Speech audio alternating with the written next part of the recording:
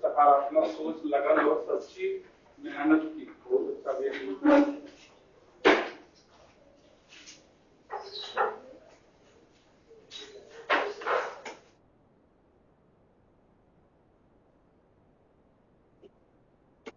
people are like the book.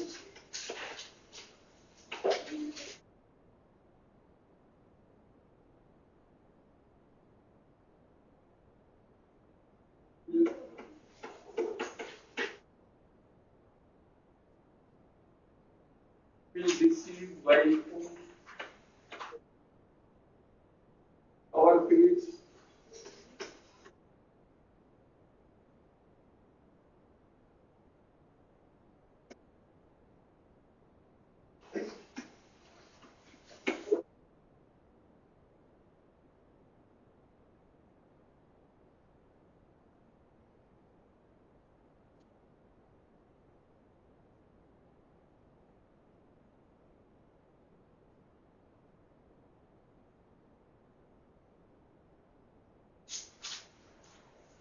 People are like the book. Some will deceive by cover page, and other will surprise by content.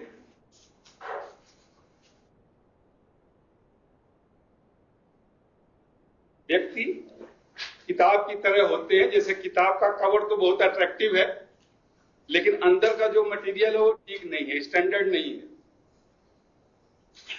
लेकिन कुछ का cover page अच्छा नहीं होता है, अंदर का मटेरियल यानी कंटेंट बहुत अच्छा होता है।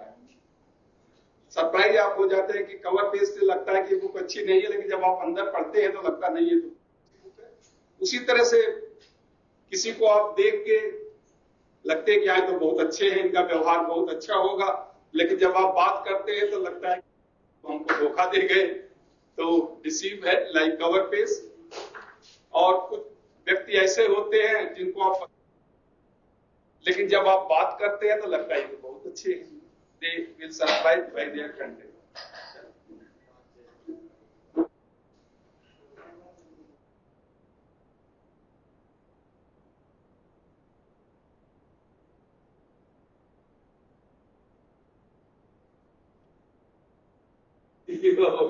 चलो मैं अच्छा रिवर्स करना आ जाएगा ना? नहीं आपसे चलो क्या रह गया था फिर मैं बोल दूं। The people are like people are some will deceive by cover page and other will content content content। एक व्हाट्सएप पर मैंने मैसेज देखा, बड़ा अच्छा लगा, बोला चलो आपके साथ शेयर करता हूं। Fear means FEAR,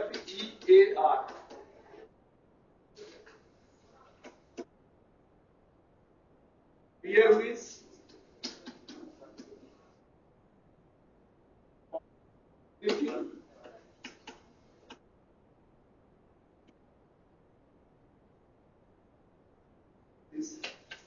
and run away।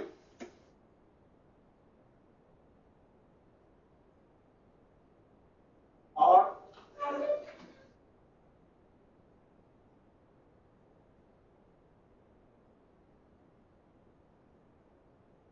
Five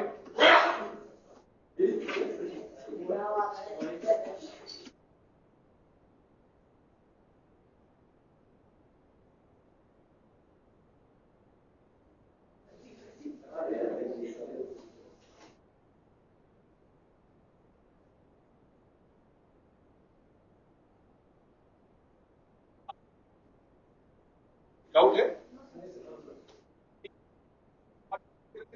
run away, सब कुछ भूल जाओ, भूल के भाग जाओ, या फाइट विद इसेंशियलिटी, आवश्यकताओं के साथ संघर्ष करो। इसेंशियलिटी यानी आवश्यकता, तो आवश्यकताओं के साथ संघर्ष करो। तो फियर का मतलब दोनों है, आप किस सेंस में लेते हैं। तो हर चीज के दोनों पहलू होते हैं, ये डिपेंड करता है कि आपका परसेप्शन द वर्ल्ड, आप संसार को कैसे देखते हैं। वो है ना echo, it is like a echo, वो घाटी में भेड़ चराने वाला जो गड़ेरिया था, वो जब गाली देता तो वही गाली उसके पास पहाड़ों से टकरा के वापस आती, तो वो सोचता कि कोई मुझे गाली दे रहा है। किसी से उसने पूछा तो बोला नहीं ऐसा नहीं है, तुम अगर प्यार से बोलोगे तो वो भी प्यार से बोलेगा। तो depends on you not on the others. तो वही फियर का मतलब है कि क्या सब कुछ भूल जाओ और या तो फिर संघर्ष करिए और सफल हो जाइए। अच्छा लगा, चलो वही जो आपने हिंदी में कहा था तो उसका ये हो गया। चलिए अब हम आज इसको खत्म करेंगे, आज तो जल्दी खत्म कर देंगे। तो ट्रांजैक्शनल किया था मैंने, 3 ईगो स्टेट आपको बताया, parent ego state, parents adult and child ego state.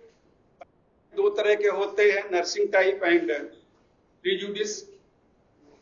Adult तो एडल्ट ही होता है, एक ही होगा, बट उसकी अलग अलग होती हैं। जैसे अगर वो पेरेंट्स से ज्यादा अफेक्टेड है तो आउटवर्डली एक्सप्रेस्ड होगा या इनवर्डली इन्फ्लुएंस्ड होगा, कांस्टेंट पेरेंट होगा, तो अलग अलग उसकी क्वालिटीज हैं।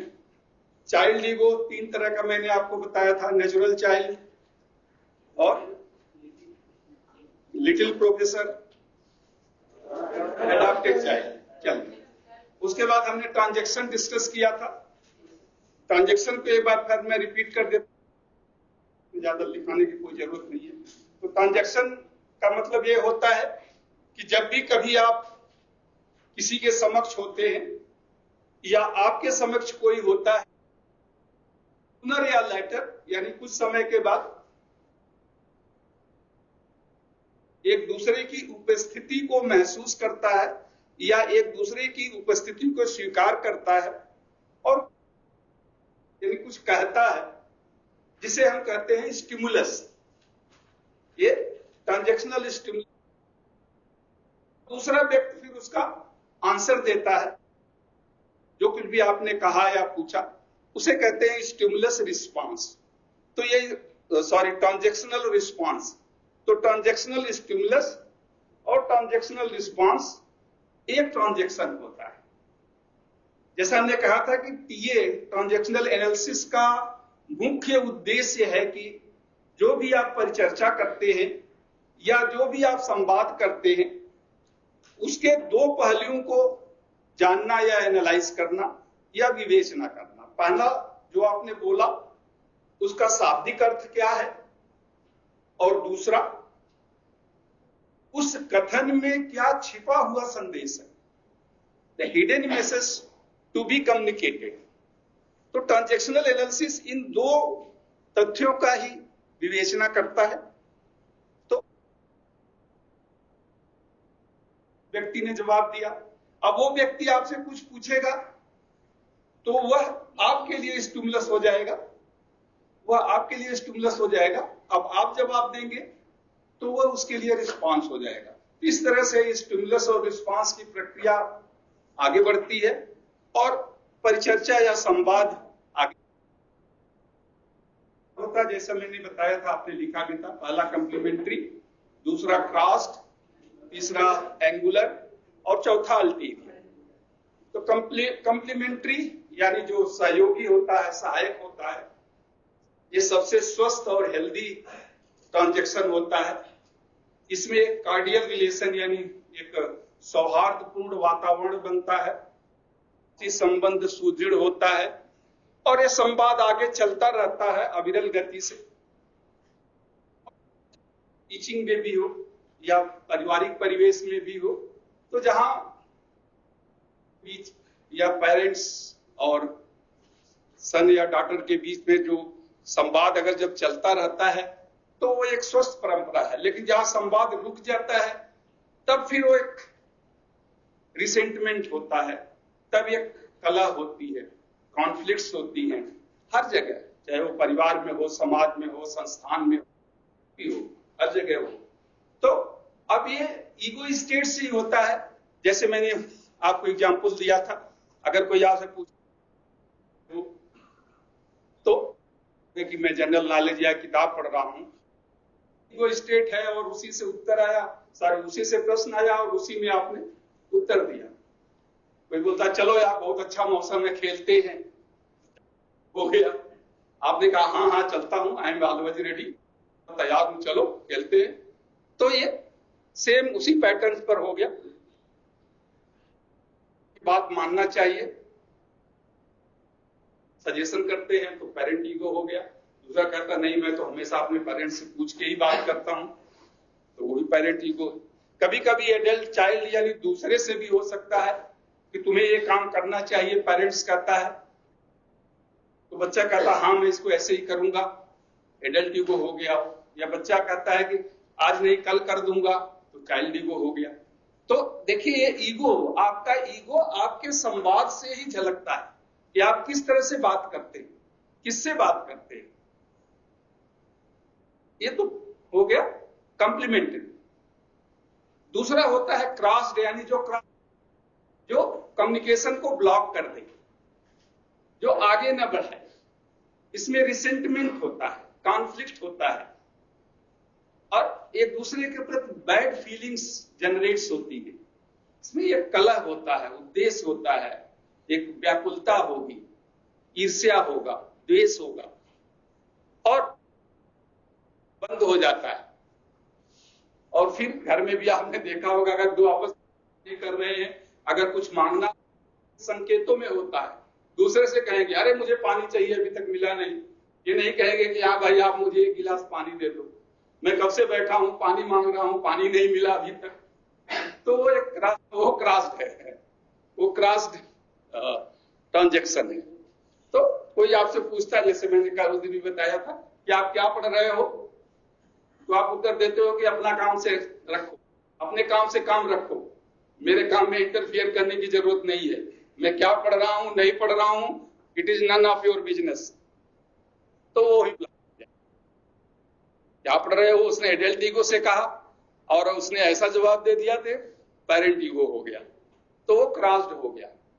इसे हम कहते हैं क्रॉस्ड। और ये जनरली हमेशा सेम भी नहीं होता है। चाइल्ड ईगो यार चलो बहुत अच्छा मौसम में खेलते हैं, तो दूसरा कहता है अच्छा होगा एग्जाम आ रहा है पढ़ लो, तो उसने तो चाइल्ड ईगो से कहा, अब उसने जो है एडल्ट या पेरेंट ईगो में आ गया, तो वो क्रॉस्ड हो गया। वो फिर आपसे कहने नहीं आएगा चलो खेलते हैं, तो वो क्रॉस्ड हो जाता है और वही कम्युनिकेशन बंद हो जाता है। समाज में, परिवार में, दोस्तों के मध्य जहां क्रॉस्ड ट्रांजैक्शन होता है, वो फिर एक मनमुटाव पैदा करता है, एक जलन पैदा करेगा, ईर्ष्या करेगा और संवाद भी बंद हो जाएगा। एक दो दिन के बाद बात करना बंद हो जाएगा। तीसरा होता है एंगुलर, जो मैंने बताया था हिडन मैसेज। एंगुलर का मतलब ही होता है कि कोणीय ट्रांजैक्शन, यानी कोणीय संवाद या कोणीय परिचर्चा। तो उसमें हैं जो हमारा शाब्दिक कथन होता है, एक्चुअली उसमें संदेश छिपा होता है। संदेश और देना चाहते हैं, लेकिन वो हम इनडायरेक्ट वे में दूसरे शब्दों के माध्यम से उसे देते हैं। दूसरे शब्दों के माध्यम से, जैसे मैंने बताया था कि अगर 9 बजे गेट पे डायरेक्टर खड़े हों, 9:30 बजे कोई इंप्लाइज आता है तो कहेंगे यार क्या टाइम हो रहा है, तो शाब्दिक अर्थ है तो समय क्या हो रहा है, लेकिन वो कहना चाहते हैं कि तुम लेट आए हो, और वो भी रिस्पॉन्स वैसे ही देगा। इसी का दूसरा फॉर्म है अल्टीरियर ट्रांजैक्शन। अभी जो गेम प्ले किया जाता है दो लोगों के बीच, संस्थान के बीच, परिवार के बीच, समाज के बीच, जो अलग अलग तरह के जो गेम प्ले करते हैं, वो एंगुलर और अल्टीरियर ट्रांजैक्शन से होता है। कॉम्प्लीमेंट्री में होगा। जो गेम प्ले होते हैं वो इसी दोनों ट्रांजैक्शन से होंगे, या तो एंगुलर से होंगे, काउंटिंग करेंगे, अच्छा बहुत अच्छा ऐसा होता है, या टीचर भी कभी कभी आप कोई गलत आंसर दे देते हो तो टीचर कहेगा अच्छा इसका उत्तर ये है, कहां से आपने सीखा है, बहुत अच्छा यार, बहुत अच्छा आपने जवाब दिया, मुझे भी नहीं पता था, चलो आपने बता दिया। ये एंगुलर ट्रांजैक्शन है, जहां आप टॉन्ट करते हो, कमेंट करते हो, क्रिटिसाइज करते हो।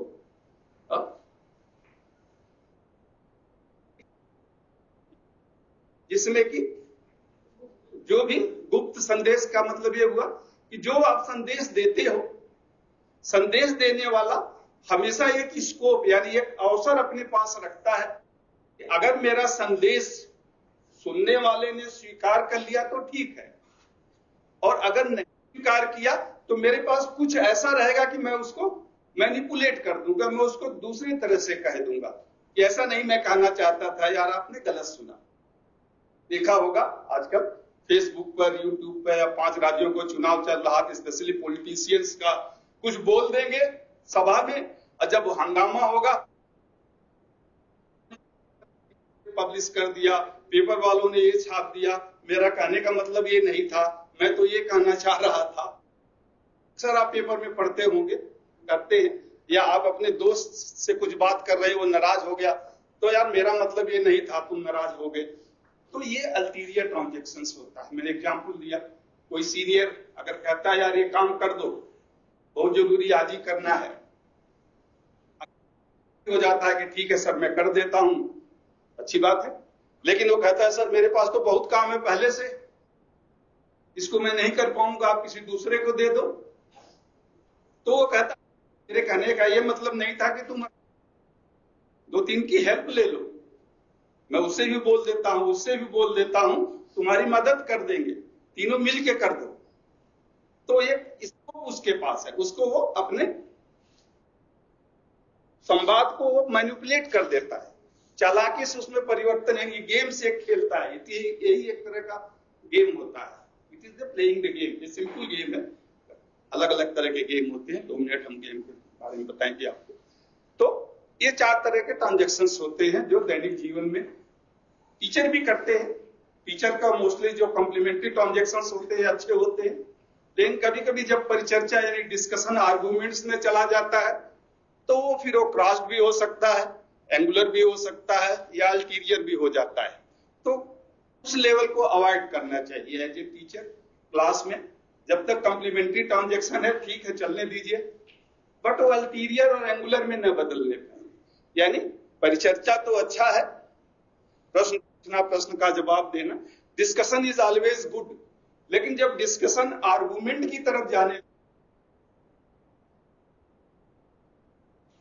क्योंकि आर्गुमेंट में हम कोशिश करते हैं कि कौन सही है, हु इज राइट, जबकि डिस्कशन में हम कोशिश करते हैं कि व्हाट इज राइट, तथ्य, मतलब डिस्कशन में हम तथ्यों पर बात करते हैं, ये फैक्ट्स है, ये नियम है, ये रूल्स हैं, ऐसा प्रोसेस है, करंट फ्लो इधर से होगा, फॉरवर्ड बायसिंग, रिवर्स बायसिंग, जो भी है आपका। तो ये है, ये सिग्नल में डिस्टॉर्शंस कैसे होता है एम्पलीफायर्स या ऑसिलेटर्स, तो वो होता है। तो ये यानी हम प्रूव करते हैं डिस्कशन में कि क्या गलत है और क्या सही है, लेकिन जब वो आर्गुमेंट में हो जाता है तो वहां हम प्रूव करते हैं कि मैं जो कह रहा हूं वो सही है। यानी आर्गुमेंट में हम यह प्रूव करते हैं कि और कौन गलत है, जबकि डिस्कशन में क्या सही है और क्या गलत है। तो ये दोनों में फर्क है, वो पर्सनल हो जाता है। आर्गुमेंट जब आता है तो पर्सनल लेवल पे आता है, मैंने कहा। जब आप डिस्कशन में कहते हैं तो ऐसा, तब आप ये नहीं कहेंगे कि मैंने कहा है। ये नियम है कि current flow from positive to negative, electricity का ये नियम है, तब आप ये कहेंगे। इलेक्ट्रॉनिक का ये नियम, ऑसिलेटर का ये नियम, एम्पलीफायर ABCD का ये नियम है, कितना डिस्टर्शन होगा, तब आप नियम की बात करेंगे, तथ्यों की बात करेंगे। लेकिन जब आप आर्गुमेंट में जाते हैं तब आप मैं की बात करते हैं, मैं यानी अहम यानी ईगो फिर आ जाता है, तो वो गलत है। चलिए अब हम आते हैं लाइफ, तीसरा है लाइफ स्क्रिप्ट।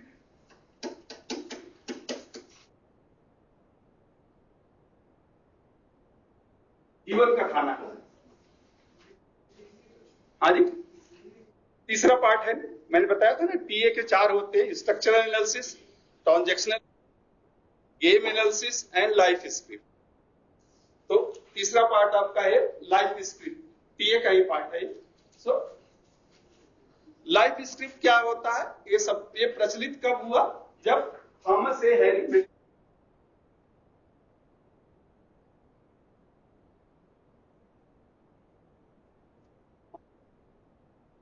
1969 में, कोई बात नहीं, वो तो थोड़ा सा है, उसके बाद बता देंगे हम, गेम का आ जाएगा। इसके बाद गेम था, चलो गेम 2 मिनट गेम का ही कर लेते हैं, इसके आगे गेम में 5 मिनट लगेगा वो गेम।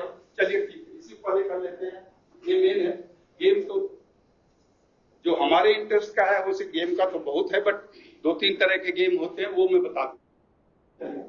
लाइफ स्क्रिप्ट में थॉमस ए हैरी ने 1969 में ये बुक पब्लिश किया, I am okay you are okay.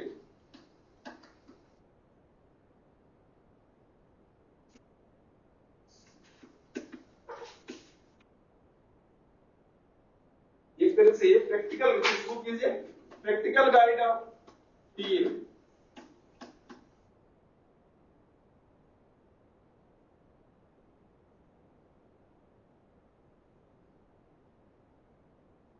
Transactional analysis का ये व्यवहारिक निर्देशन करती है ये बुक। थॉमस एडिसन ने 1969 में एक बुक पब्लिश किया,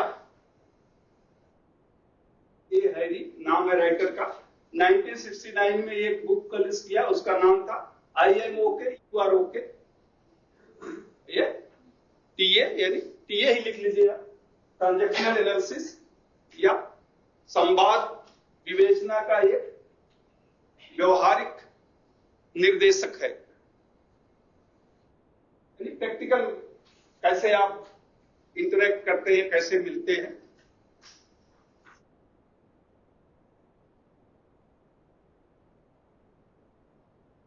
practical guide of the TA, ये बुक जो है इसका प्रैक्टिकल गाइड है। प्रैक्टिकल यानी व्यवहारिक, व्यवहारिक जीवन में इसका किस तरह आप उपयोग करते हैं वह इस बुक में बताया गया है। टीए में, sorry I am okay you are okay में ट्रांजैक्शनल एनालिसिस का आप किस तरह से उपयोग करते हैं वो बताया गया है। इसी में आप 1-2 पॉइंट लिख लें, फिर हम इसको डिस्कस करते हैं। This book the writer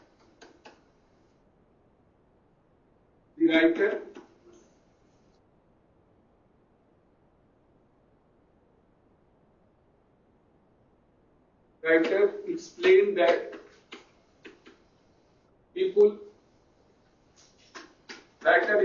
that person develop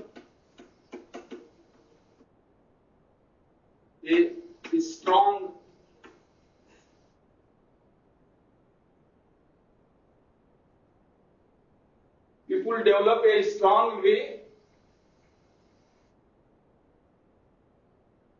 people develop a strong way of communicating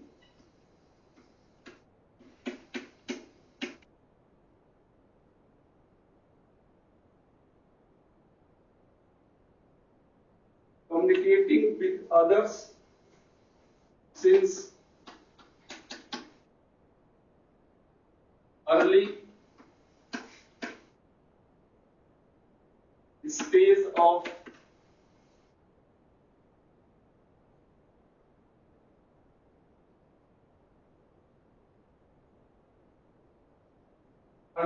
of adulthood. The writer explains that person develop a strong way of communicating with others since early stage of adulthood, and this conception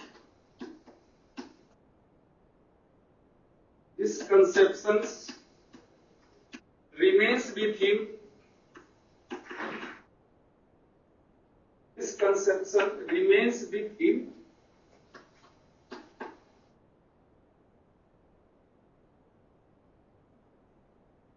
throughout life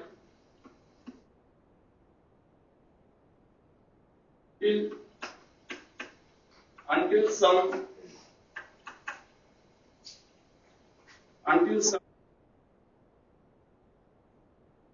major incident of the accident change it.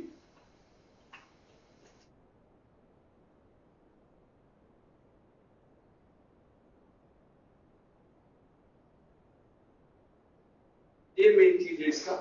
The writer explained that person develop a strong way of communicating with others since early stage of adulthood, and this conception remains with him throughout life until some major incident or accident occurs to change it.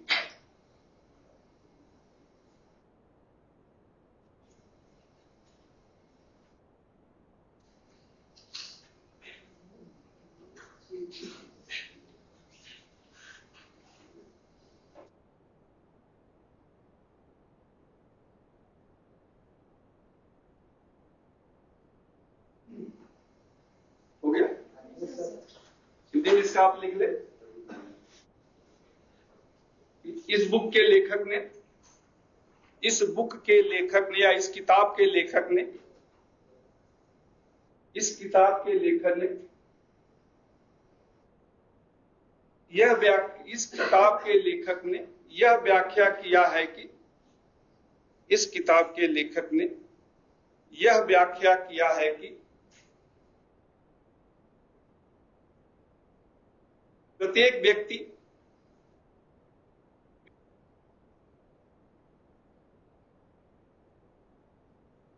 युवा अवस्था से ही प्रत्येक व्यक्ति अपने युवा अवस्था से ही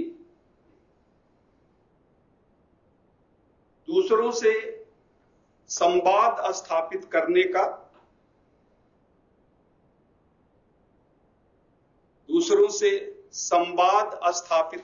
का एक सुदृढ़ तरीका दूसरों से संवाद स्थापित करने का एक सुदृढ़ या मजबूत तरीका विकसित करता है जो उसके जीवन पर्यंत बना रहता है, जो उसके एक सुदृढ़ तरीका विकसित करता है जो उसके जीवन पर्यंत यानी पूरे जीवन भर जीवन पर्यंत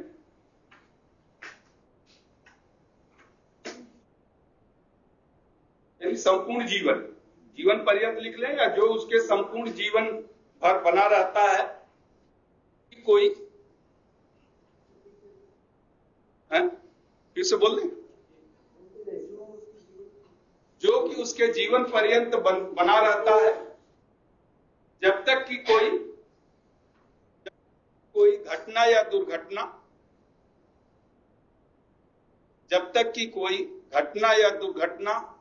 के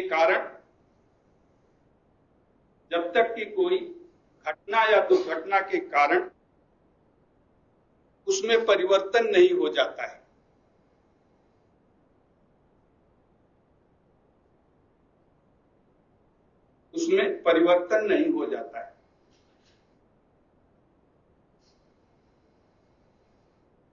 व्यक्तियों का अपना एक संवाद करने का तरीका होता है। आप देखिए, जो रेलवे स्टेशन पर तमाशा लगाते हैं उनका बोलने का लहजा देख लीजिए, जो में सब्जियां बेचते हैं उनका तरीका आप देख लो, कभी ध्यान दो आप कैसे बोलते हैं।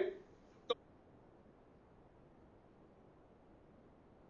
आता है तो उसका बोलने का तरीका, तो जो आप कार्य करते हैं वो आपके किशोरावस्था के बाद जब जिस कार्य में आप लग जाते हैं उस कार्य की कार्यशैली ही आपकी संवाद शैली बन जाती है और फिर आप वैसा ही संवाद कोशिश करते हैं और जीवन पर्यंत, क्योंकि आप कहीं किसी गवर्नमेंट जॉब में हैं तो वहां का जैसा है, अगर पुलिस में आप बन गए तो घर के बच्चों को भी डांटना शुरू कर देंगे, तो एक शैली और बन जाती है। और कहीं ऑडिटर क्या होते हैं मालूम है?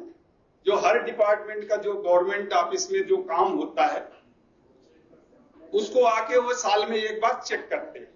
वो एक गवर्नमेंट ऑफ इंडिया का है ऑडिटर जनरल, तो स्टेट का हो चाहे वो सेंट्रल का हो, वहां के ऑफिस स्टेट के स्टेट ऑडिटर होते हैं, सेंट्रल के सेंट्रल ऑडिटर होते हैं। यहाँ भी साल में एक बार आते हैं और साल भर में कितना खर्चा किया आपने, रूल्स रेगुलेशंस कहाँ कमियां हैं, क्या कमियां हैं, सब चेक करते हैं। तो जब वो ऑडिटर बन जाते हैं तो उनका काम है कमियां निकालना। तो जब घर जाते हैं तो निकालते हैं क्योंकि उनकी आदत बन जाती है, तो व्यक्ति की आदत हो जाती है। तो इसी तरह से ये लाइफ, वो उसको ही लाइफ स्क्रिप्ट कहते हैं, वो आपका लाइफ स्क्रिप्ट हो गया। दिस इज नोन एज, ये जो टोटल जो मैंने लिखाया, it is a kind of life script, आपका जीवन कथानक वो हो गया। यानी अब लाइफ स्क्रिप्ट में how you communicate,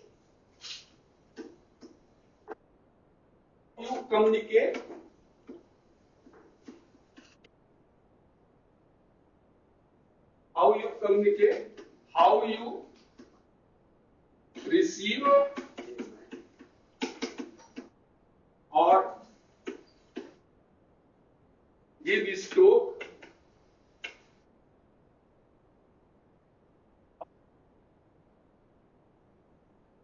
you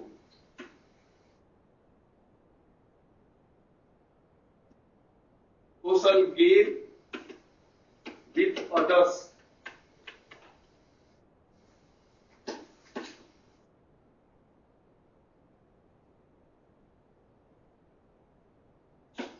depends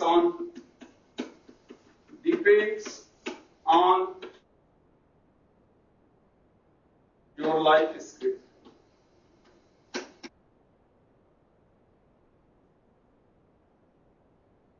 यानी आप दूसरों के साथ संवाद कैसे करते हैं, कम्युनिकेट, हाउ यू कम्युनिकेट। हाँ, लिखना चाहे तो लिख लें, नहीं तो कोई बात नहीं। हाउ यू कम्युनिकेट, हाउ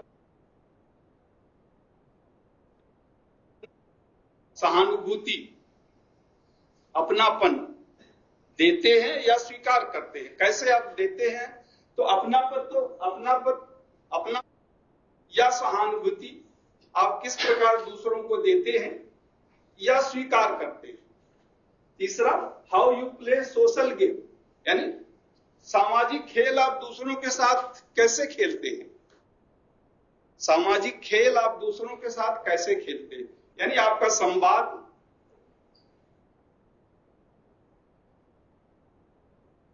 सामाजिक खेल यह आपके जीवन कथानक पर निर्भर करता है, यह आपके जीवन कथानक पर निर्भर करता है, यह जीवन कथानक पे निर्भर करता है। अब कोई डाउट, फिर से बोल दूं? अच्छा, अब इसको शॉर्ट में आप लिख लें कि कोई व्यक्ति किस प्रकार संवाद करता है, कोई व्यक्ति किस प्रकार संवाद करता है,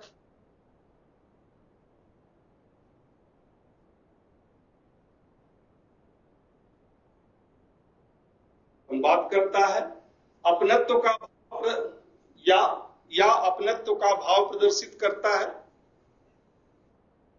या अपनत्व का भाव प्रदर्शित करता है, या दूसरों के साथ सामाजिक खेल खेलता है, या दूसरों के साथ सामाजिक खेल खेलता है, यह उसके जीवन कथानक पर निर्भर करता है। दूसरों के साथ सामाजिक खेल खेलता है, यह उसके जीवन कथानक पर निर्भर करता है, यह उसके जीवन कथानक पर निर्भर करता है। जो राइटर्स ने UROK IMOK जो बुक उसने लिखा था, उस बुक को अलग तरह से, मतलब उस IMOK और UROK को अलग प्रदर्शित किया जाता है। जब उसे क्वाड्रेंट यानी 4 खानों के रूप में प्रदर्शित किया जाता है तो उसे कहते हैं ओके कोरल।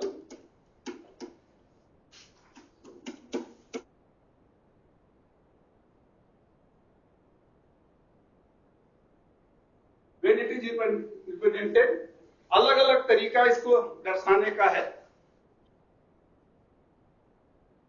प्रदर्शित किया जाता है, तो उसे हम ओके कोरल कहते हैं, CORAL, ओके कोरल का मतलब होता है खाना, बाड़ा, बड़ा चारों तरफ बाउंड्री दिया हो, या जो आप देखते हैं जो फेंसिंग लगी होती है उसे कोरल यानी बाड़ा कहते हैं।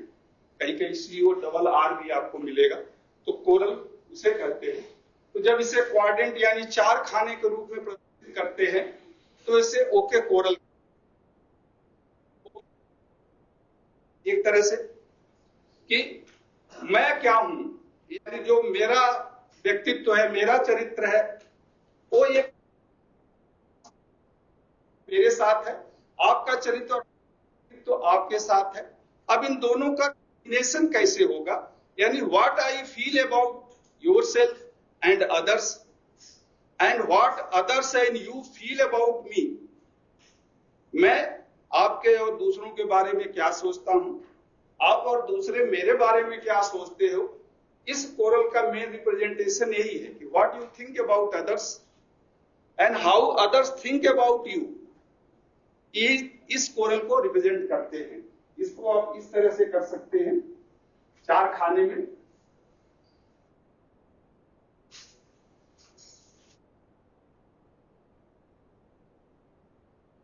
तो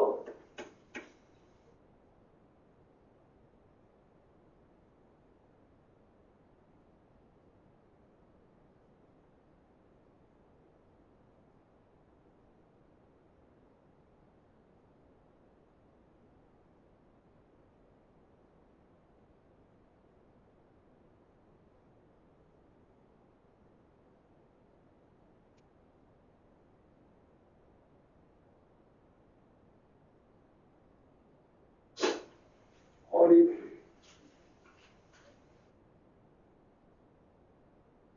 क्वाड्रेंट हो गया, एक इस तरह से इसको आप रिप्रेजेंट कर सकते हैं। एक ऊपर से ले लीजिए, जैसे इसमें है तो यहां से, और एक यहां से I am not okay, not okay, इधर से है आई एम नॉट ओके, और ऊपर वाला ले लीजिए यू आर ओके। ये हो गया एक। और अब दूसरे में आ जाइए, ऊपर से ले लीजिए, ये है आई एम नॉट ओके, और नीचे से आ जाइए यू आर नॉट ओके।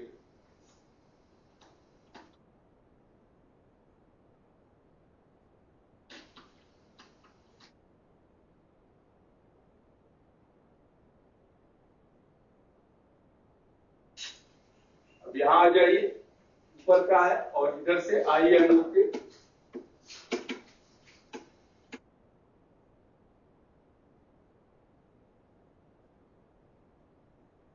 और लास्ट वाला यहां से आ जाइए, you are not okay, I am okay.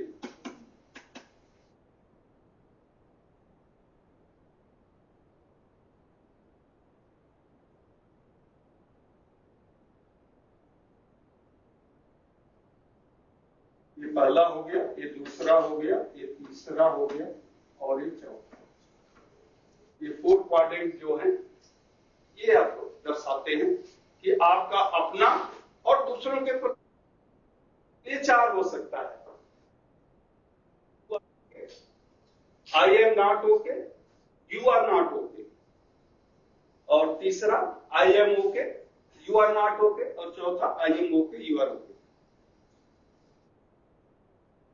Okay मतलब healthy, positive sign.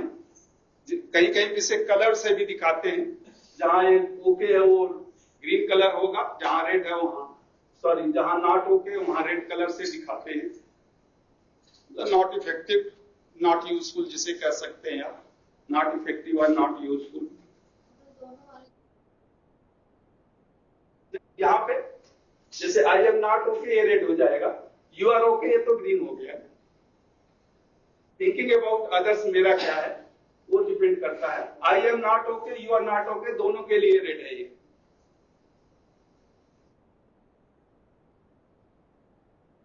Okay, I am okay, you are okay, ये सबसे हेल्दी कंडीशन है।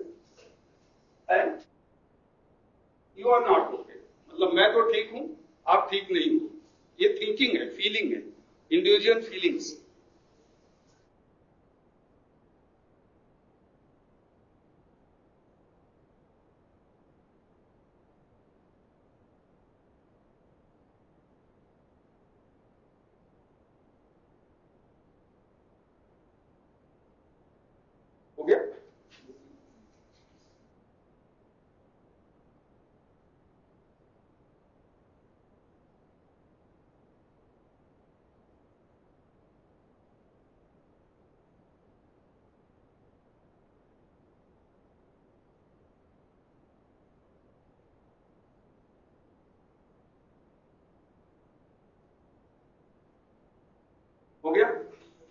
मिटा दे।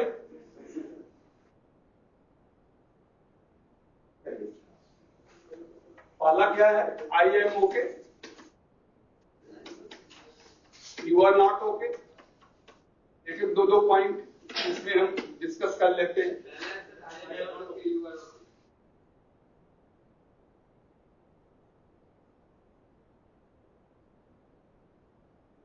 यू आर नॉट ओके है, I am okay, you are not okay.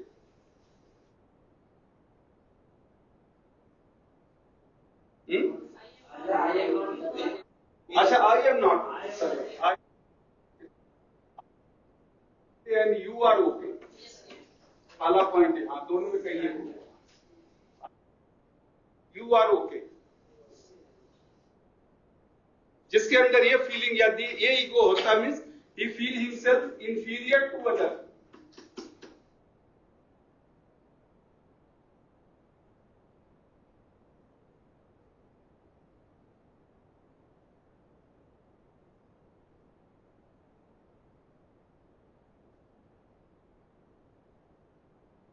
हमेशा दूसरे से निम्न स्वयं को सोचेगा कि दूसरे अच्छे कर सकते हैं, मेरे अंदर शक्ति नहीं है, मेरे अंदर बुद्धि नहीं है, मैं नहीं कर सकता हूं, मैं दूसरे से कमजोर, मैं मानसिक रूप से कमजोर हूं, मेरे अंदर योग्यता नहीं है, मेरे अंदर क्षमता नहीं है,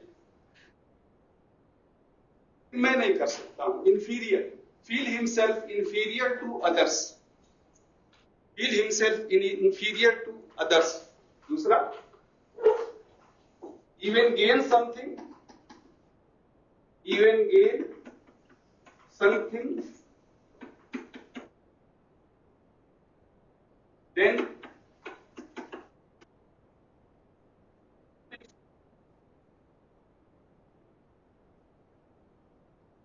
explain it, even gain something, then unable to explain it। यानी कुछ प्राप्त भी कर लेता है या बताने में असहमत होता है, भी कर लेता है तो स्वयं आश्चर्यचकित होता है, कह रहे मैं कैसे, या कैसे मुझे सफलता मिल गई, कैसे मिल गई मुझे भी नहीं पता। भी कर लेता है तो उसको उसकी व्याख्या करने में असमर्थ होता है। ये इसी का, ये इसी के अंदर ही पॉइंट है। ये पहले का ही पॉइंट हम डिस्कस कर रहे हैं, ये पहले के अंदर ही है। अगर कुछ प्राप्त कर लेता है तो उसको एक्सप्लेन नहीं कर सकता वो, क्योंकि उसके अंदर इंफीरियर का एक स्वभाव होता है। ऑलवेज वांट्स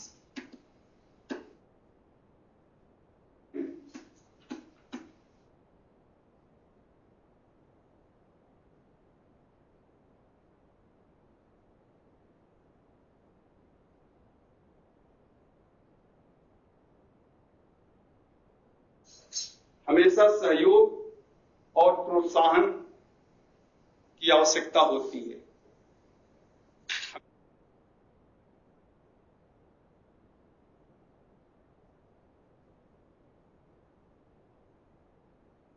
हमेशा सहयोग और प्रोत्साहन की आवश्यकता होती है। तो person with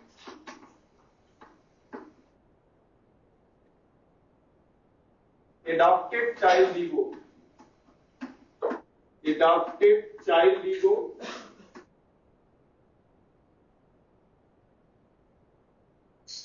will progress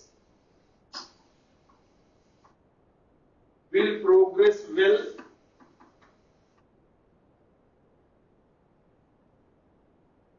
nursing parent,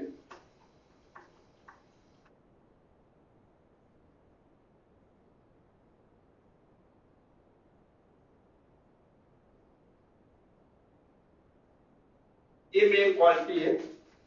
इस तरह के लोगों के अंदर एडॉप्टेड चाइल्ड ईगो होता है। लेकिन अगर मार्गदर्शन मिल जाए, यानी एक नर्सिंग पेरेंट्स है, तो उनका person with adopted child ego will progress well under nursing parent. The person with adopted child ego will progress well under nursing.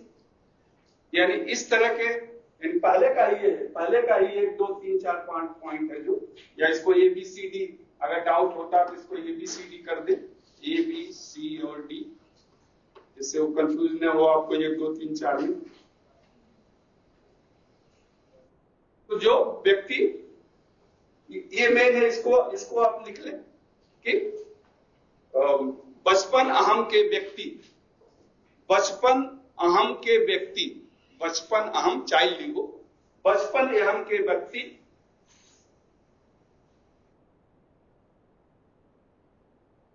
पोषक पैतृक अहम, बचपन अहम के व्यक्ति पोषक पैतृक अहम के मार्गदर्शन में, पोषक अहम व्यक्ति के मार्गदर्शन में अच्छी तरह विकास करते हैं, अच्छी तरह विकास करते हैं।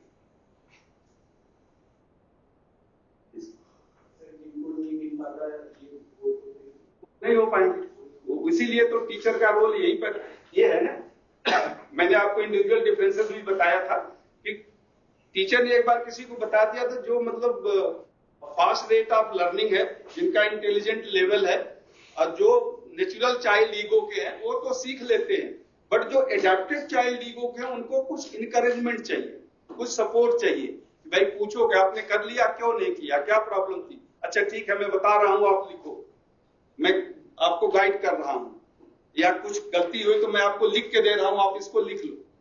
तो इस तरह से जब वो घर में भी कुछ पेरेंट्स ने बोल दिया तो कर देंगे, कुछ ऐसे होते हैं कि पेरेंट को हर स्टेप उन्हें गाइड कर, ठीक है अगर जाना है तो जाओ, एग्जाम देने भी जाना है तो देखें, यहीं पे मैंने देखा है जब यहाँ पर एक काउंसलिंग होती है तो कुछ बच्चे अकेले आते हैं, कुछ बच्चों के पेरेंट्स साथ में आते हैं, कह रहे वो इतना दूर अकेले कैसे जाएगा, तो भाई 20 साल को हो गया, अकेले क्यों नहीं जा सकता है, में जाएंगे।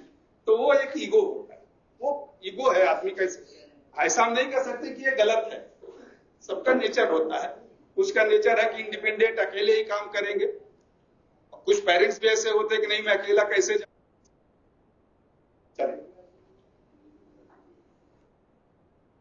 चलिए दूसरा क्या है ये वाला, आई am okay, I am not,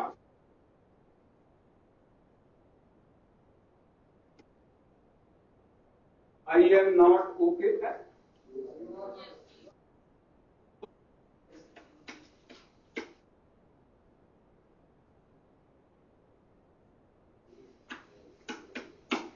ये सबसे मतलब हेल्पलेस,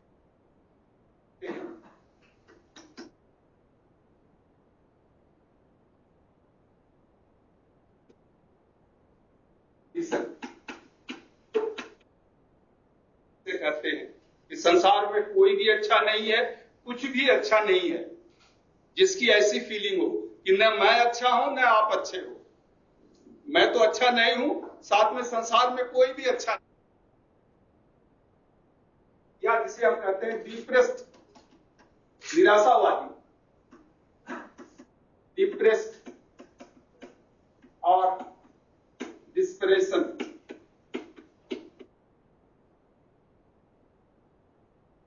डिस्परेशन का मतलब होता है निराशावादी या निराशा जिसे आप कहें, डिप्रेस का मतलब होता है अवसाद,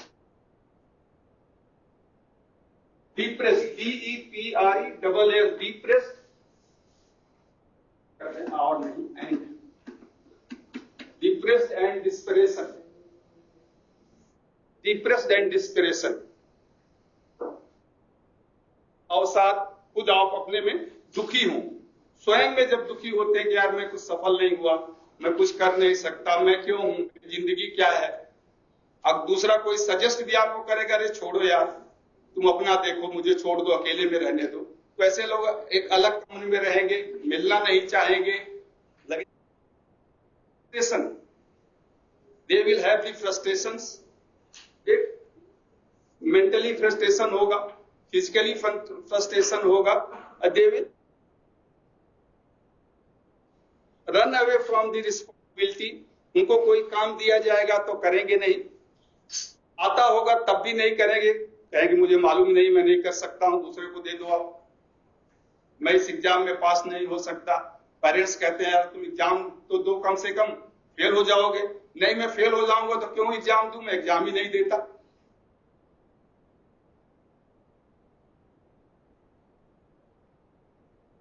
रीजंस में अगर आप जाएंगे क्यों ऐसा, तो बचपन में मैंने बताया था कि जो पेरेंट्स से जहां ये सेटिस्फाइड नहीं होते हैं, इनसिक्योर होते हैं, उनके विशेष एंड एस्पिरेशंस पूरे नहीं होते हैं, तो फिर धीरे धीरे वो निराशावादी कि मेरे पेरेंट्स मेरे लिए क्या है, कुछ दिया नहीं, कुछ किया नहीं। तो जैसे बचपन से वो डिप्रेशन, डिस्परेशन, डिजोलेशन मतलब एकांतवासी हो जाते हैं। डिजोलेट का मतलब होता है एकांतवासी, लोगों से कम मिलना जुलना पसंद करेंगे, बहुत इंट्रोवर्ट हो जाते हैं, सोचेंगे लेकिन जो सोचेंगे वो भी निगेटिव होगा। तो ऐसा नहीं होना चाहिए। सबके साथ प्रॉब्लम्स होती हैं, ऐसा नहीं कोई इसके साथ प्रॉब्लम ना हो, लेकिन उसमें सुधार करना चाहिए। तो ये एक हेल्पलेस कंडीशंस है और ये अच्छी कंडीशंस नहीं है, इसलिए हम इसमें ज्यादा डिस्कस नहीं करते हैं। इस कंडीशन में किसी को नहीं जाना चाहिए। फियर, फेलियर, फ्रस्ट्रेशन में आएंगे तो उसकी चौथी अवस्था जो होती है ये होती है। तीसरा आइए, you are not okay.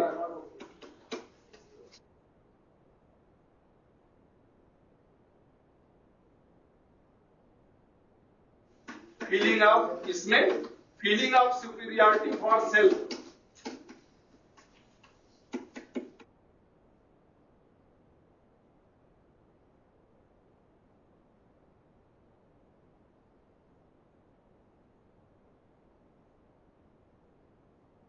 Feeling of superiority for self,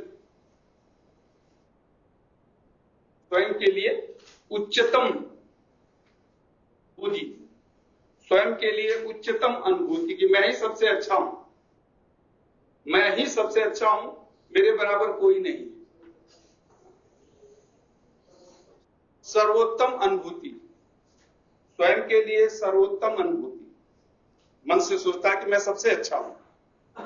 दो व्यक्ति जो होते हैं गया हार्ड वर्किंग,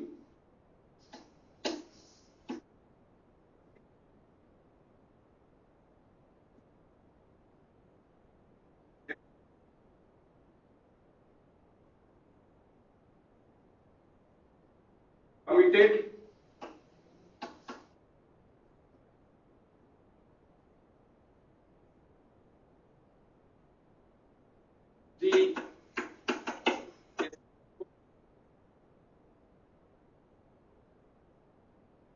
इन व्यक्तियों की ये विशेषता है, एक अच्छाई कह रहे, तो ये हार्ड वर्क, मेहनत करने वाले होते हैं, हार्ड वर्किंग यानी कठिन मेहनत करने वाले होते हैं। एक्सट्रोवर्ट यानी बहिर्मुखी होते हैं, सबसे मिलना जुलना पसंद करते, व्यक्तित्व बहिर्मुखी होता है। जो कहते हैं वो करते हैं, दृढ़ संकल्पी होते हैं, दृढ़ संकल्पी, committed, fulfil the assigned, assigned यानी जो दिया जाता है, जो कार्य दिया जाता है, गोल, लक्ष्य, जो लक्ष्य या जो कार्य उन्हें दिया जाता है उसे पूरा करते हैं, जो कार्य उन्हें दिया जाता है उसे पूरा करते हैं, और जो कहते हैं वो करते हैं, यानी दृढ़ संकल्प उनके अंदर होता है। ये उनकी विशेषताएं हैं। बट इसके साथ कुछ कमियां भी होती है, क्योंकि ये दूसरे को इन्फीरियर समझते हैं। तो डाउट है इसमें? अच्छा, गोल, GOAL, गोल, लक्ष्य, लक्ष्य या कार्य, जो भी कार्य दिया जाता है उसे पूरा करते हैं, पूरा करने की कोशिश करते हैं। जरूरी नहीं कि जितना कार्य दिया जाए सब कुछ पूरा हो जाए। तो जैसा मैंने कहा कि ये स्वयं को सुपीरियर समझ, तो इसमें एक सबसे दे नेवर ट्रस्ट अदर, दूसरे के ऊपर कभी इनको विश्वास नहीं होता।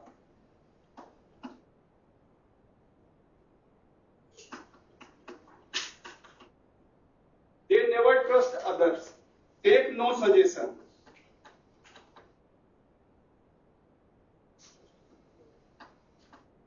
किसी से सुझाव नहीं लेते, या अगर कोई सुझाव देता है तो उस पर संदेह करते हैं, मानते नहीं। They never trust others. दूसरे पर कभी विश्वास नहीं करते हैं। They never take suggestions. कभी सुझाव नहीं लेते हैं, कभी सुझाव नहीं देते हैं। Avoid taking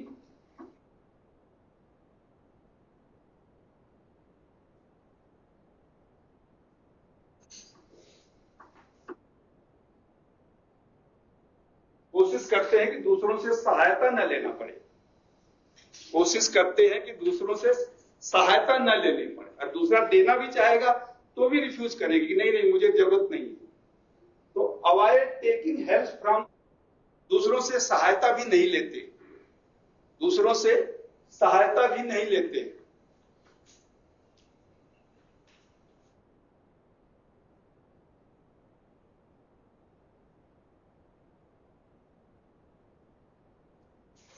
तो ये अच्छे लोग होते हैं।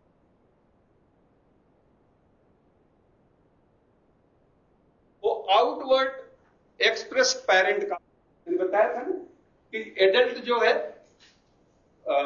जब कंटेमिनेट होता है पेरेंट्स ईगो से, तो दो तरह का मिटा दें इसको, दो तरह का कंटेमिनेशन होता है। एक होता है आउटवर्डली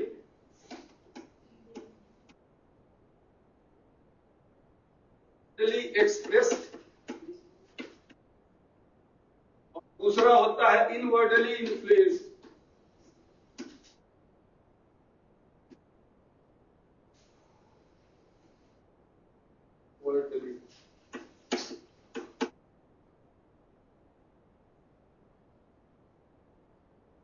यानी जब पेरेंट ईगो, इन्फ्लुएंस ईगो मैंने लिखाया भी था आपको,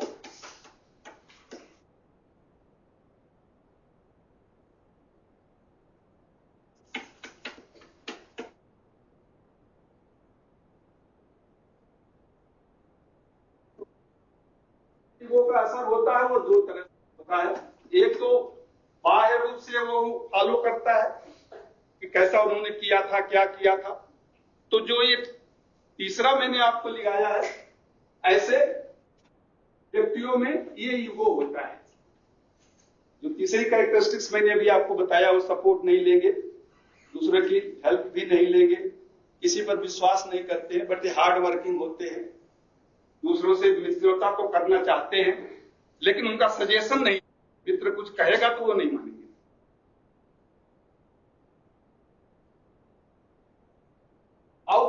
आउटवर्डली यानी बाहरी रूप से एक्सप्रेस्ड होते हैं। यानी जैसे उनके पेरेंट्स ने किया था, मैंने एग्जाम्पल दिया था, मंदिर में जाना हो, किसी से बात करना हो, किसी को डांटना हो, तो उस तरह से वो करते हैं। उनका व्यवहार कुछ इस तरह से होता है। और इनवर्ड भी मैंने बीच में जो डायलॉग चलता है, तो वो इनवर्ड ईगो होता है। तो इस तरह के व्यक्ति, जो तीसरा I am okay you are not okay, जिनके अंदर ये हम होता है कि मैं सुपीरियर हूं, तो एक्चुअली ये पेरेंट ईगो से अफेक्टेड होते हैं। इसका आउटवर्डली एक्सप्रेसिव यानी बाह्य रूप से व्याख्या करने वाले, बाह्य रूप से व्याख्या करने वाले, और दूसरा है इनवर्डली इन्फ्लुएंस यानी आंतरिक से प्रभावित।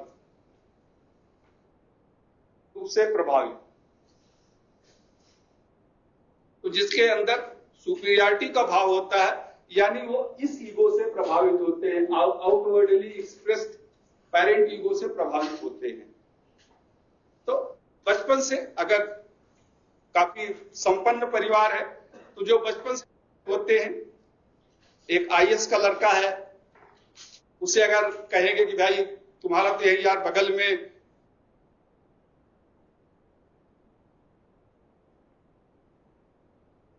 बिना गाड़ी के मैं स्कूल नहीं जाऊंगा, लेकिन एक मजदूर का बेटा है, वो तो बेचारा 1.5-2 किलोमीटर भी पैदल चला जाए, और डेली जाता है और आता है। कल को पेरेंट्स ने कहा यार तुमको साइकिल दे देता हूं, साइकिल से जाओ, तो देखो कितना खुश हो जाएगा, कह रहे अब तो मैं साइकिल से स्कूल जाता हूं। तो साइकिल से जाएगा, वेयर इज द कार। भले वो आईएएस न बन पाए, भले ही कुछ योग्य न बन पाए, लेकिन वो तो फीलिंग उसके अंदर रहती है कि मैं सबसे सुपीरियर हूं, मैं दूसरों से सुपीरियर हूं, मेरा क्लास अलग है, मेरी कैटेगरी अलग है। यानी इसे कहते हैं मैं कुलीनता का जो बोध होता है वो होता है, और ये एक पर्सनालिटी में वो फिर समाहित हो जाता है, होती है, बातों में ही होगा। थे सीनियर अफसर्स थे,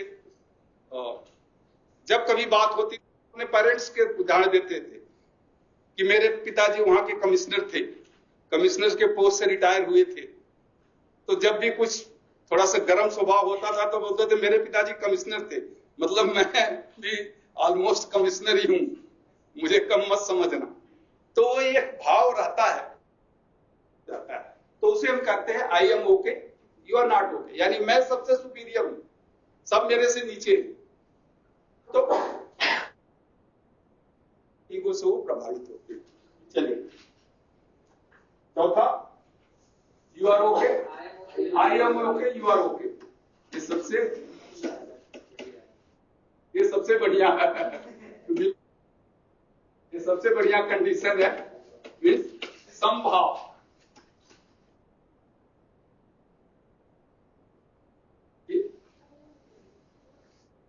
मैं अच्छा हूं तो दूसरे भी अच्छे हैं, या केवल मैं ही अच्छा नहीं हूं।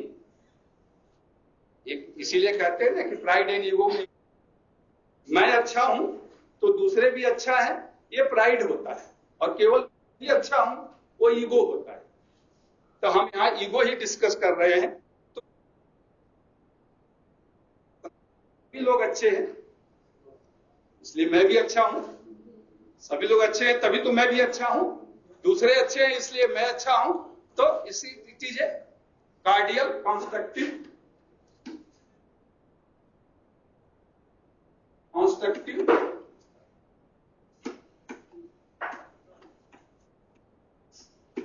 कोऑपरेटिव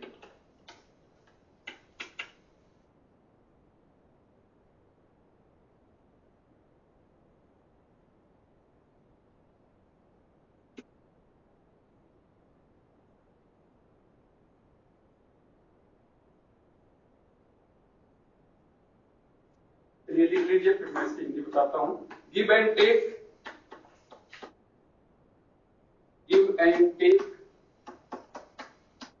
हेल्प, सजेशन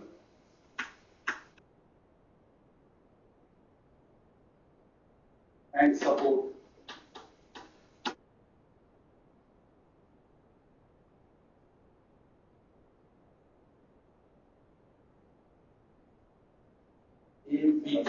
BSC हो जाएगा, try, THRI, try,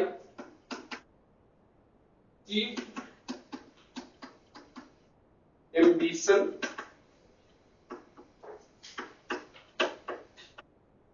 without hurting others.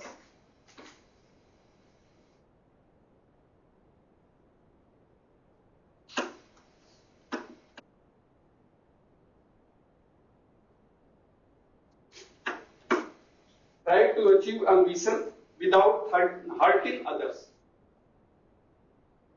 लिखा है आपको कार्डियल, cooperative and consultative approach. Give and take, help, suggestion and support. Try, THRI, try का मतलब होता है कोशिश करना, एम्बिशन विदाउट हर्टिंग अदर्स। अब इसकी आप हिंदी लिख ले। इस अहम के व्यक्ति में, पहला पॉइंट, इस अहम के व्यक्ति में, इस में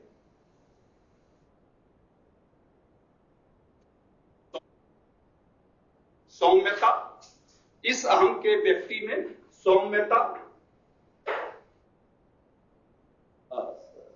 कंस्ट्रक्टिव यानी रचनात्मकता, सौम्यता, रचनात्मकता, सहयोग, सहयोग,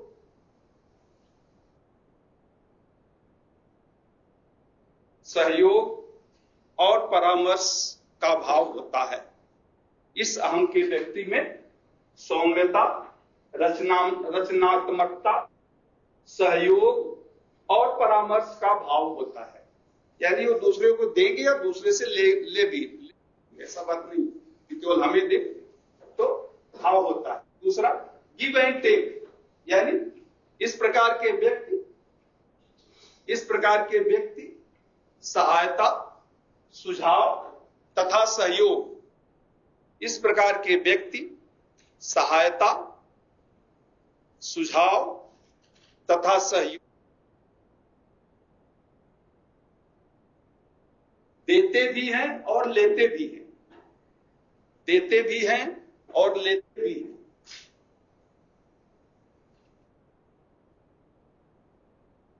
देते भी हैं और लेते भी हैं। तीसरा पॉइंट आप लिख लें, इस प्रकार के व्यक्ति बिना दूसरों को क्षति पहुंचाए, इस प्रकार के व्यक्ति बिना दूसरों को क्षति पहुंचाए अपनी महत्वाकांक्षा को पूरा करने की कोशिश करते हैं, पूरा करने की कोशिश करते हैं।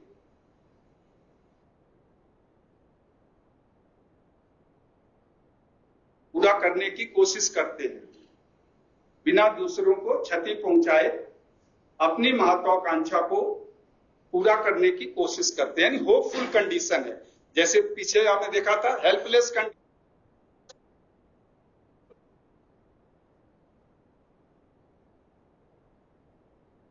Who does not hurt other, एक कहावत है।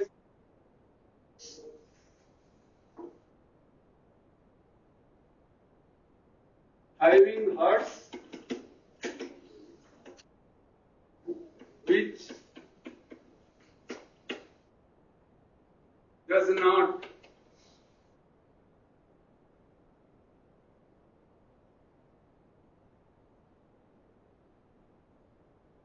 ये कहावत है, प्रोवर्ब है, आप लिख सकते हो। Having hurts, छूट गया है। Having hurts which does not hurt other, यानी उनका दिल ऐसा होता है जो दूसरों को दुखी नहीं करता। उनका दिल ऐसा होता है जो दूसरों को दुखी नहीं करता। दिल ऐसा होता है जो दूसरों को दुखी नहीं करता। Having hurts which does not hurt the other। ठीक है, हो गया। तो चारों कंडीशन ये हो गई इसकी। लाइफ स्पिरिट, तो लाइफ स्पिरिट जीवन का कथानक बहुत इंपॉर्टेंट है। खुद सोचने की कोशिश करिए कि आप किस कैटेगरी में हैं। चारों में से आपको इसमें होना चाहिए। हाँ,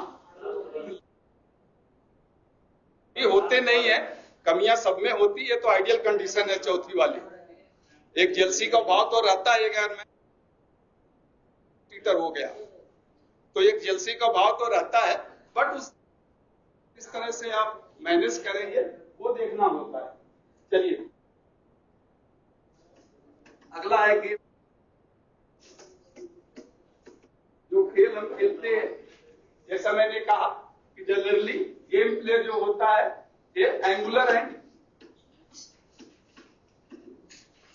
एंड अल्टीरियर।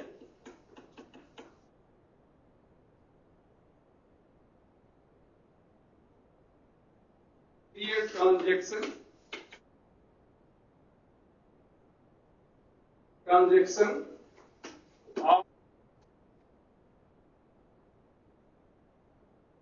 responsible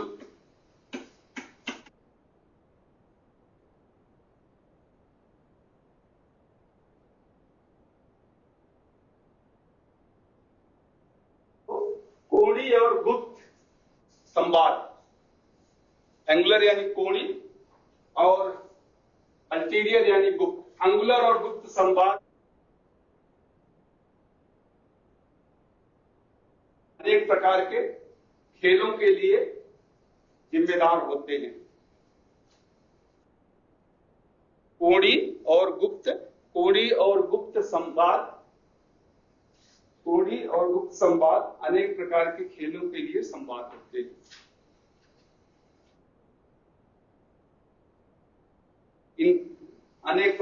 कोड़ी और गुप्त संवाद अनेक प्रकार के खेलों के लिए उत्तरदायी होते हैं या जिम्मेदार होते हैं। In the play, in the game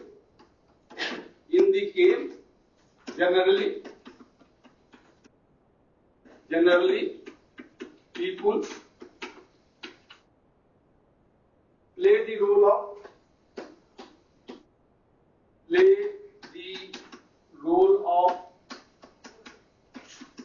saver, S-A-V-E-R, saver, prosecutor,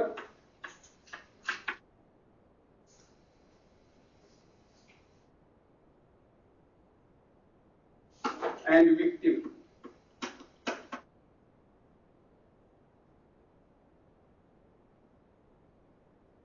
Generally, हाँ,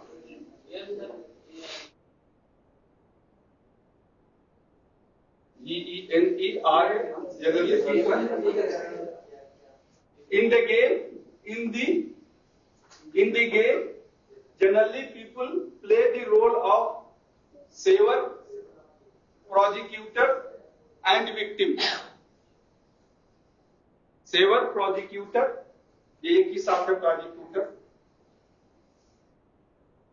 saver, prosecutor and victim. Saver, prosecutor, ये सी है। प्रोसिक्यूटर, PROSECU, सी है, एन नहीं है, एन तो नहीं लग रहा है। CUTOR, prosecutor and victim, prosecutor and victim. तो गेम में या खेल में व्यक्ति प्रायः, हिंदी में आप लिख लें, खेल में व्यक्ति प्रायः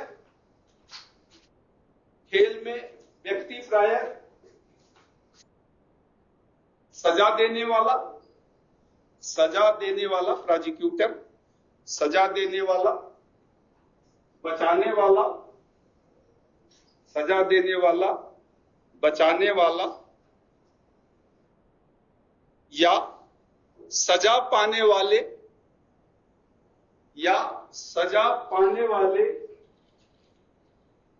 का पात्र निभाते हैं। सजा पाने वाले, तो गेम में प्रायः व्यक्ति सजा देने वाले, बचाने वाले या सजा पाने वाले का पात्र निभाते हैं।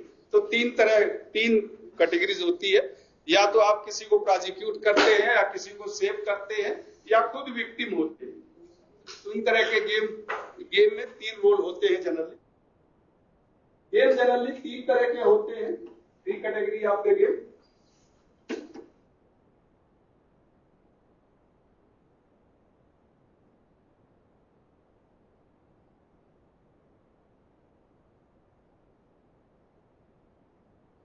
कैटेगरी जिसको कहते हैं first degree,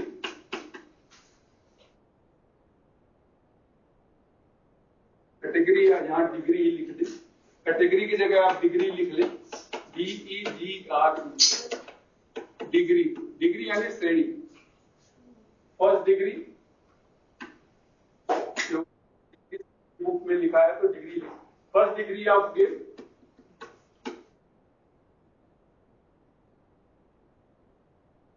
it is a social game for it is a social game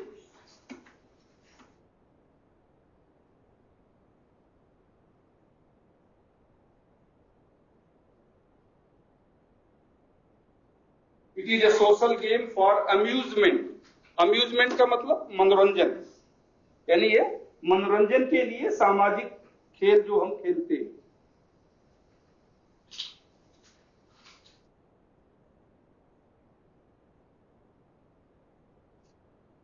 मनोरंजन के लिए जो सामाजिक खेल खेलते हैं उसे फर्स्ट डिग्री ऑफ गेम में होता है। It is a social game of for amusement, यानी मनोरंजन के लिए खेला गया सामाजिक खेल, मनोरंजन के लिए खेला गया सामाजिक खेल। दूसरा, no intention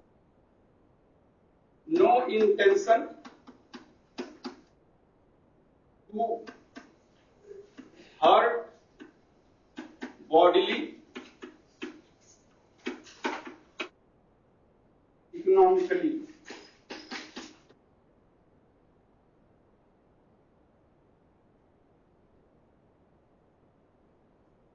no intention to hurt bodily और इकोनॉमिकली, यानी शारीरिक या आर्थिक रूप से या आर्थिक रूप से नुकसान पहुंचाने का भाव नहीं होता है। शारीरिक या आर्थिक रूप से नुकसान पहुंचाने का भाव, शारीरिक और आर्थिक रूप से नुकसान पहुंचाने का भाव नहीं होता है।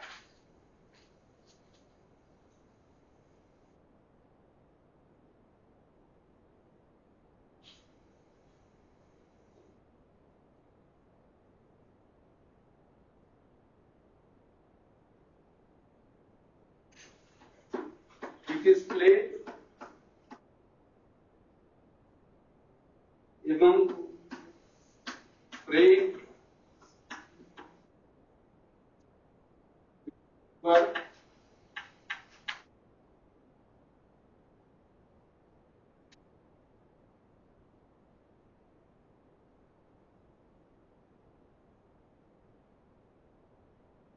and peers का मतलब होता है सहपाठी या साथ साथ काम करने वाले, साथ काम करने वाले या साथ साथ पढ़ने वाले भी इसमें हो सकते हैं। कलीग्स या पीएस उन्हें बोलते हैं। It is played amongst, counter part को नहीं हो कह सकते भाई। आपका काउंटर पार्ट आपकी मिसेज होती है, यानी हस्बैंड का काउंटर पार्ट। काउंटर पार्ट्स कैसे हो? पीयर कहेंगे। आपके जो किसी ऑफिस में आप काम कर रहे हैं तो जो आपके साथ काम कर पीएस करते हैं। काउंटर पार्ट्स तो आपका अपोजिट है, जो आपके अपोजिट होने उन्हें काउंटर पार्ट्स करते हैं। पीएस साथ साथ काम करने या साथ साथ पढ़ने वाले को कलीग्स भी कह सकते हैं, पीएस कह सकते हैं। तो इट प्लेस एमंग देयर, यानी मित्रों के बीच में, मेंबर्स पारिवारिक सदस्यों के बीच में या साथ काम करने वालों के बीच में यह गेम खेला जाता है। मित्रों के बीच में, पारिवारिक सदस्यों के बीच में तथा साथ काम करने वालों या साथ पढ़ने वालों के बीच में। काउंटर पार्ट मतलब समकक्ष होता है। काउंटर पार्ट समकक्ष, हिंदी में देख लिया आपने, काउंटर पार्ट की समकक्ष होता है। काउंटर पार्ट तो काउंटर पार्ट्स जो हमारा विरोधी हो उसे भी तो काउंटर पार्ट से कहेंगे। समकक्ष तो एक विरोधी भी हो सकता है, जो समकक्ष से एक विरोधी भी हो सकता है ना भाई। समकक्ष एक विरोधी हो सकता है। पीएस तो जो आपके साथ पढ़ रहे हैं विरोधी हो, पीएस मतलब जो साथ काम करते हैं। यहाँ काउंटर पार्ट्स का मतलब वो नहीं है। काउंटर पार्ट्स तो दूसरे सेंस में यूज होता है, यहाँ पर उसको नहीं यूज कर सकते। हाँ, वो तो काउंटर पार्ट्स एग्जैक्टली सेम वही होते हैं। जैसे रेड का काउंटर पार्ट्स तो जैसे व्हाइट का काउंटर पार्ट्स ब्लैक है, तो वहां आप पीयर नहीं कर सकते। शब्द का अर्थ एक हिंदी में हो सकता है, बट जहां इंग्लिश का वर्ड, जैसे मैंने उस दिन बताया था कि जैसे आप डिस्क्राइब और नरेट और एक्सप्लेन,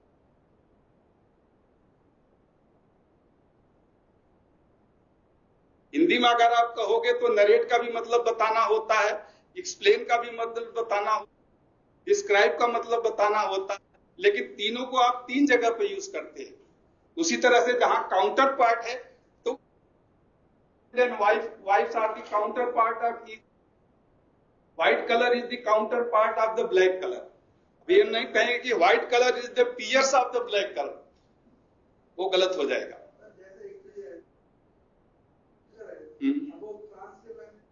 हाँ, वो काउंटर पार्ट वहां ठीक है, बिल्कुल सही, वो तो है, बट पीएस वहां नहीं कहेंगे कि India prime minister is the peer of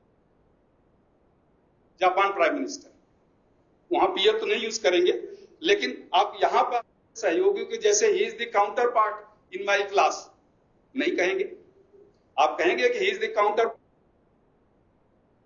ये मेरा काउंटर पार्ट है क्लास में, नहीं, आप कहेंगे मेरा कलीग्स है, ये मेरा पीयर है। तो हिंदी में अर्थ हो सकता है सेम अर्थ है दोनों का, बट यूज तो अलग अलग होगा ना। जैसे आपने सही कहा कि prime minister of India is the counter part of the prime minister of Japan, but हम ये नहीं कहेंगे prime minister of India is the peer of the prime minister of Japan. मतलब दोनों का हिंदी में सेम है, लेकिन जब आप इंग्लिश में यूज करेंगे तो सबका अलग अलग। ठीक है, हो गया और कोई डाउट? चले, तो ये पहले लेवल का जो गेम जनों के बीच में होता है, या अपने दोस्तों के साथ, या अपने साथ जो काम करते हैं, जिनको आप जानते हैं, जिनसे आपकी दोस्ती होती है, इसमें ये इंटेंशन नहीं होता है कि हम उनका आर्थिक रूप से या शारीरिक रूप से कोई नुकसान पहुंचाएं। इसमें ये केवल मनोरंजन का भाव होता है। जैसे दो तीन चार दोस्त एक साथ बैठ के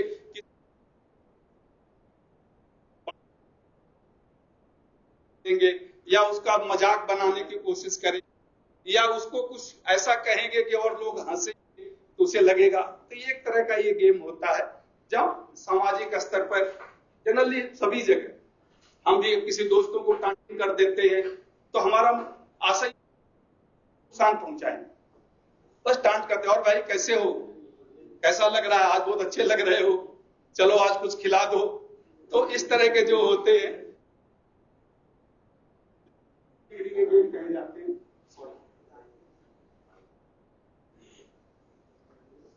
second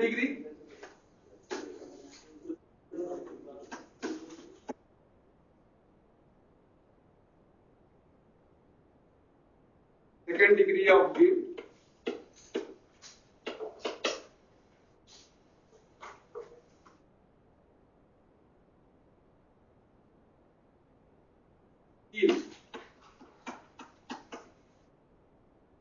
the information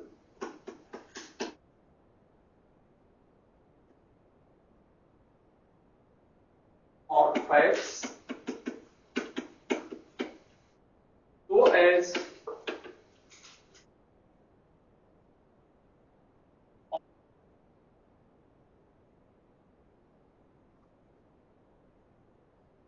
obstructing the progress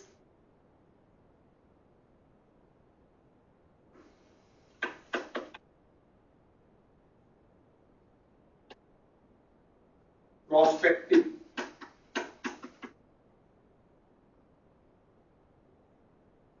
of other person.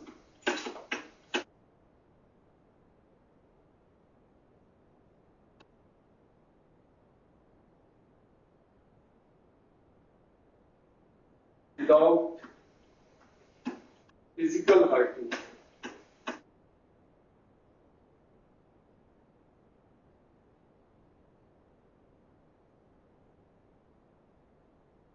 Play to conceal the information or facts so as to obstruct the progress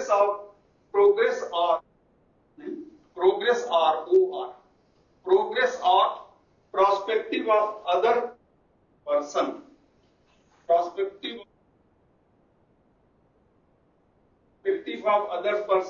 without physical hurting. Prospective of other person without physical hurting.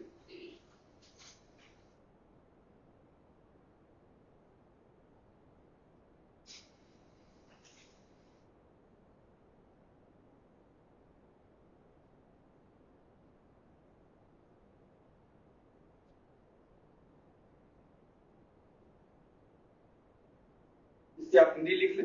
इस प्रकार के खेल में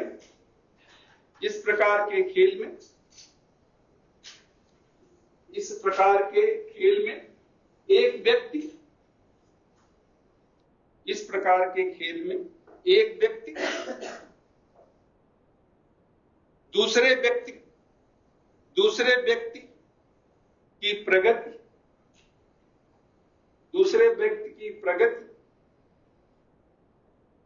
दूसरे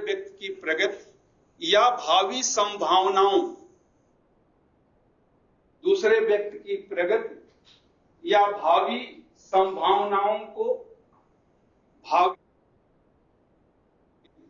भावी संभावनाओं को बाधित करने के लिए एक व्यक्ति दूसरे व्यक्ति की प्रगति या भावी संभावनाओं को बाधित करने के लिए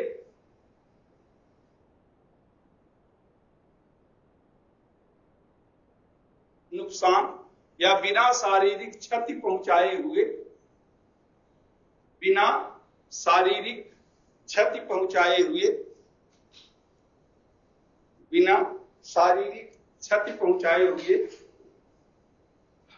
सूचना या तथ्यों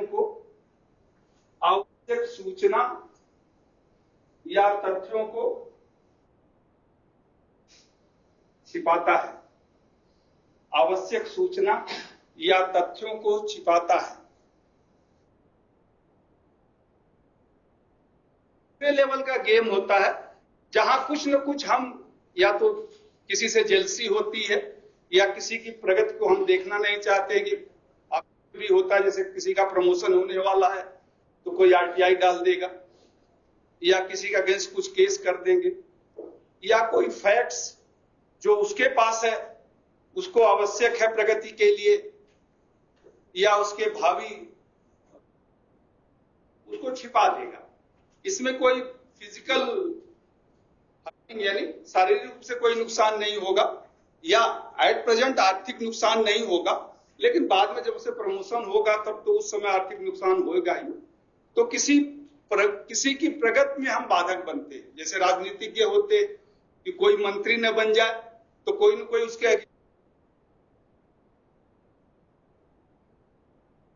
अगर तो उस समय चला देंगे कि इन्होंने, तो जिससे वो मंत्री न बन पाए। तो इस तरह के जो स्वभाव होते हैं वो सेकंड डिग्री के आते हैं, जहां सूचनाओं को छिपाया जाता है, किसी की प्रगति को रोका जाता है, किसी के भावी संभावनाओं को बाधित किया जाता है। किसी भी जेलसी के लिए हो सकता है, दुश्मनी में भी हो सकता है, किसी को हम पसंद नहीं करते हैं वहां भी हो सकता है, किसी कारण भी हो सकता है, किसी के साथ भी हो सकता है। एक तरह का ये हम है, ईगो है। चलिए थर्ड डिग्री, तीसरा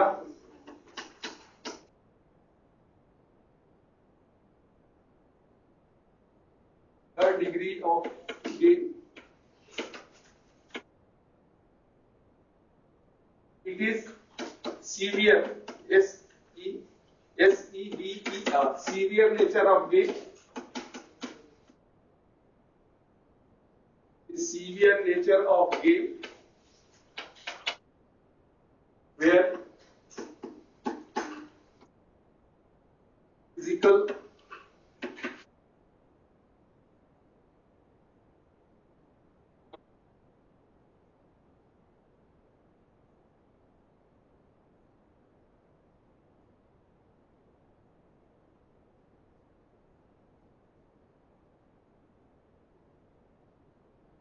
losses may occur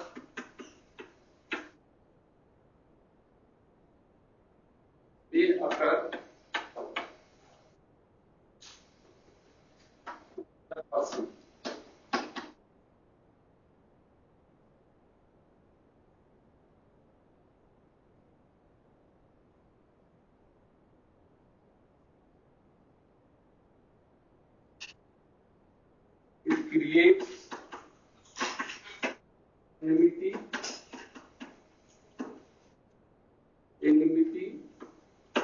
and resentment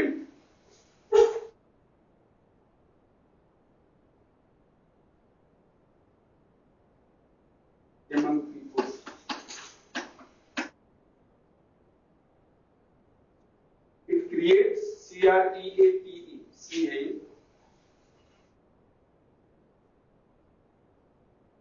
it is severe, SE is अलग है ये, इसको अलग आप लिखेंगे।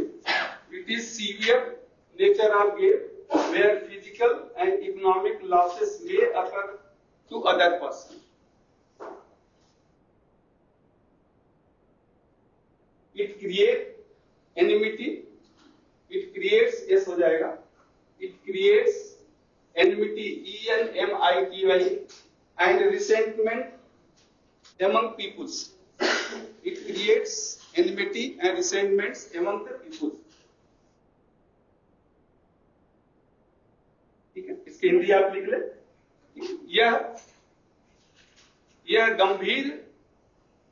यह गंभीर प्रवृत्ति का खेल होता है।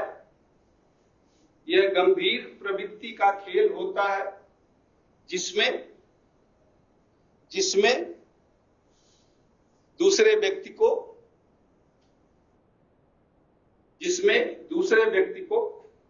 शारीरिक या मानसिक,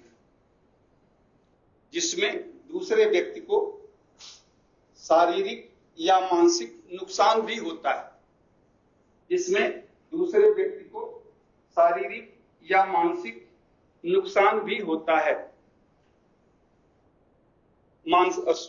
शारीरिक और आर्थिक, मानसिक नहीं, जिसमें दूसरे व्यक्ति को शारीरिक और आर्थिक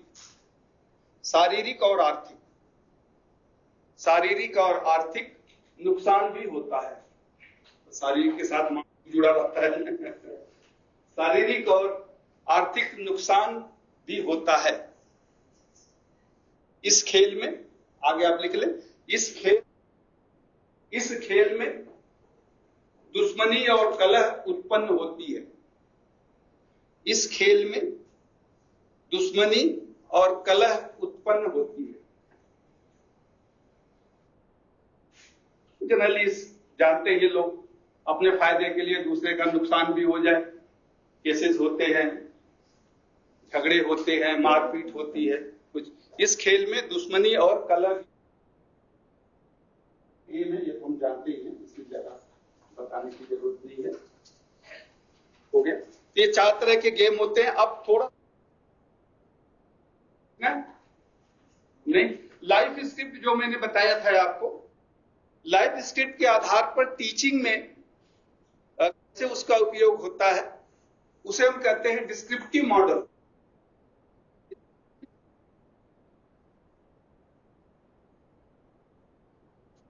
मैं बहुत शॉर्ट में आज इसको खत्म करेंगे। Descriptive model of life script.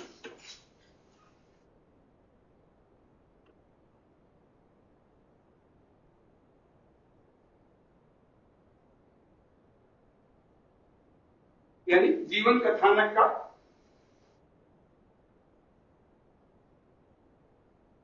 विवरण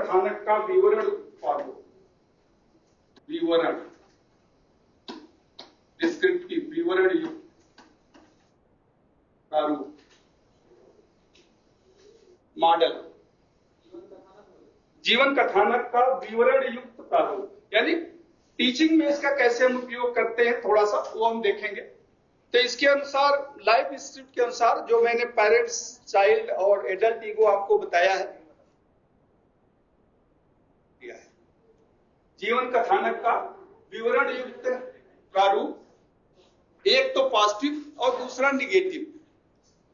तो इस लाइफ स्क्रिप्ट के अनुसार हमने कहा कि 2 तरह के पेरेंट्स होते हैं, एक निगेटिव कंट्रोलिंग,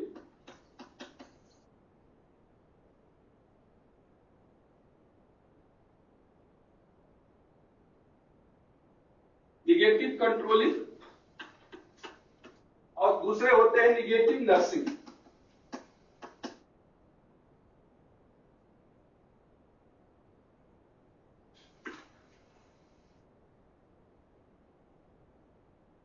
उसी तरह से निगेटिव फ्री चाइल्ड, यानी जो नेचुरल चाइल्ड, मैंने इस मॉडल में फ्री चाइल्ड होते हैं, natural free, negative free child and negative adopted child.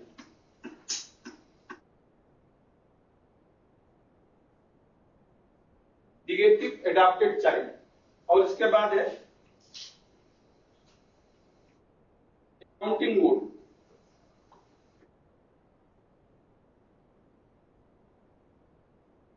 Counting mode जो एडल्ट ईगो है उसको अकाउंटिंग मोड यहां कहा गया है।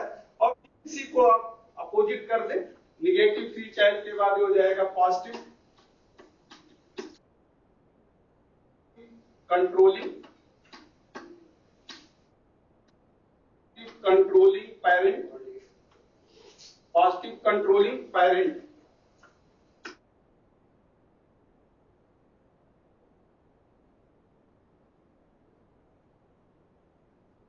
Positive controlling parents, positive nursing parent,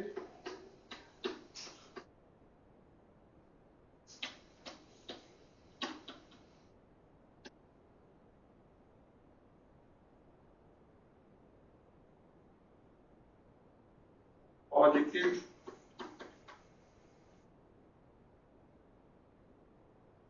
free child and positive adopted child।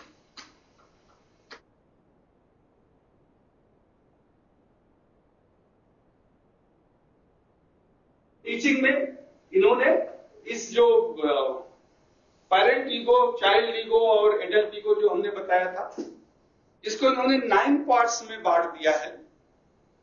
9 parts में ये जो 4 हैं, ये लेके यहां तक, इसे हम कहते हैं इनइफेक्टिव मोड।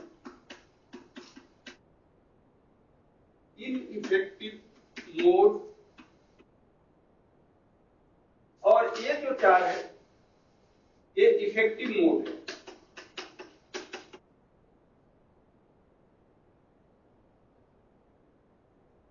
और ये अकाउंटिंग जो है, अकाउंटिंग मोड है, it is nothing but A adult mode.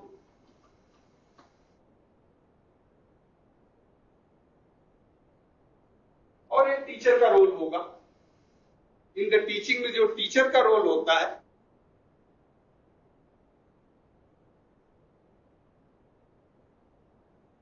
Students change हो सकता है, तो ये मोड जिसे कहते हैं, ये निगेटिव और पॉजिटिव नहीं, इसलिए इसको एक सेपरेट मोड में रखा गया है कि हमेशा इफेक्टिव मोड में ही होना चाहिए।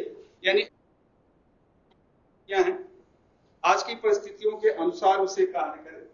तो डिस्क्रिप्टिव मॉडल कहता है कि टीचिंग में इफेक्टिव यानी प्रभावशाली विद्यार्थियों के अंदर प्रभावशाली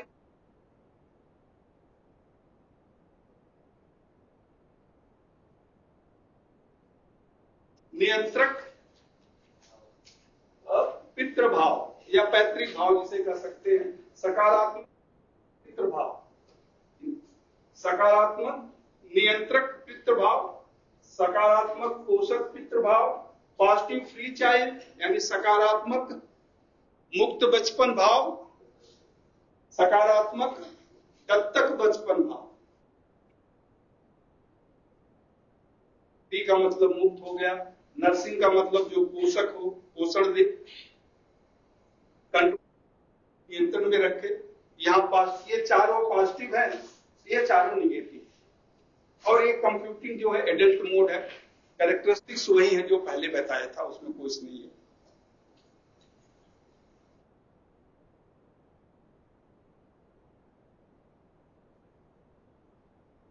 ये 9 मोड्स बताए गए हैं।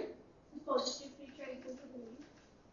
Free child, positive free child मतलब ये हो गया सकारात्मक मुक्त बचपन, सकारात्मक मुक्त या स्वतंत्र लिख लें, सकारात्मक स्वतंत्र बचपन भाव, सकारात्मक स्वतंत्र बचपन भाव। और सकारात्मक एडॉप्टेड का होता है दत्तक, गोद लिया हुआ, दत्तक बचपन भाव।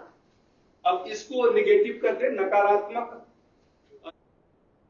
भाव, नकारात्मक नियंत्रक पैतृक भाव, नकारात्मक पोषक पैतृक भाव, नकारात्मक स्वतंत्र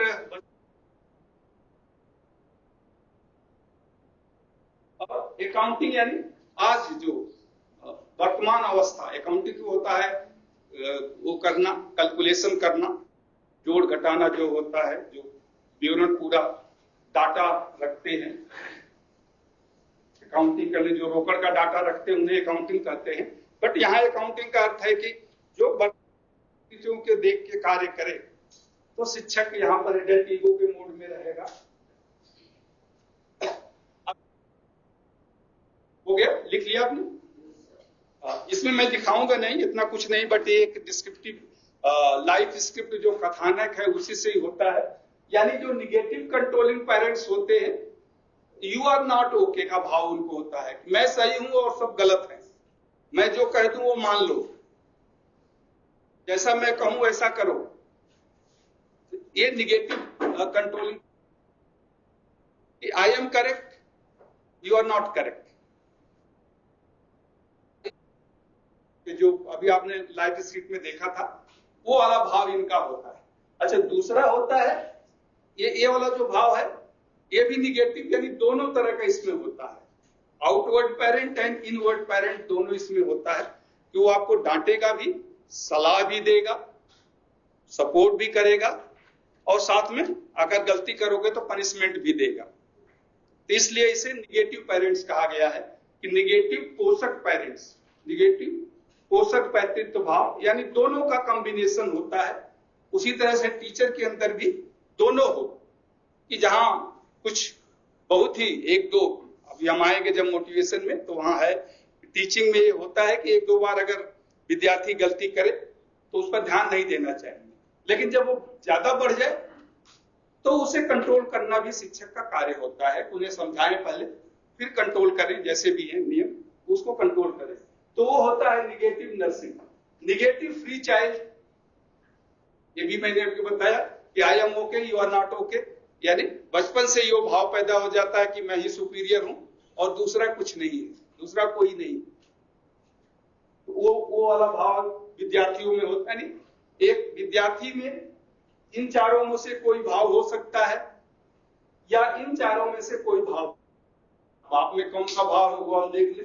निगेटिव एडाप्टेड चाइल्ड्स, यानी मैं अच्छा नहीं हूं, मैं कर नहीं सकता हूं, यानी आई एम नॉट, दूसरे लोग अच्छे हैं, मुझे बुद्धि नहीं है, मैं बहुत सुस्त हूं, कुछ नहीं कर सकता हूं। तो ऐसा अगर भाव जिसके अंदर है तो निगेटिव एडाप्टेड चाइल्ड होता है। हाँ, इसको बहुत ज्यादा सजेशंस और सपोर्ट्स की जरूरत होती है। उसका अपोजिट जो पॉजिटिव एडाप्टेड चाइल्ड है, ये इसके अंदर काम करने की दूसरा कहेगा नहीं, काम करना चाहता है, पढ़ना चाहता है, इंकरेजमेंट चाहिए, सपोर्ट चाहिए, पीछे से कुछ उसको कहे, तो एडाप्टेड चाइल्ड हो गया।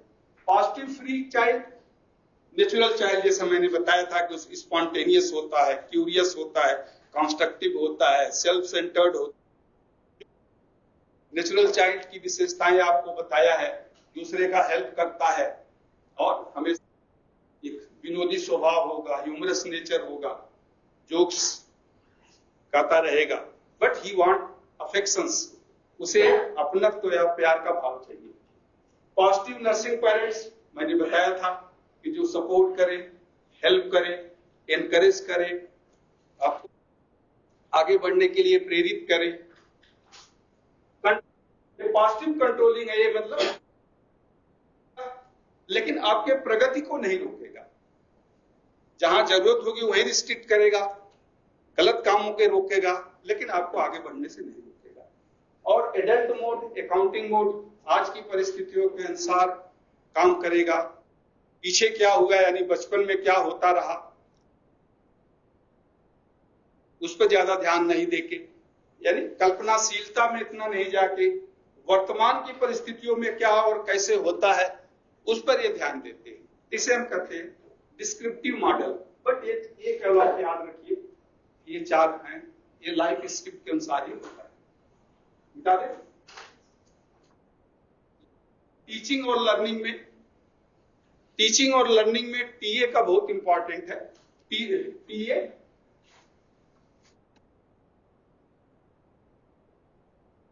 लूंगा, टीचिंग टाइम भी हो जाएगा, teaching and learning. TA in teaching and learning, TA in teaching and learning,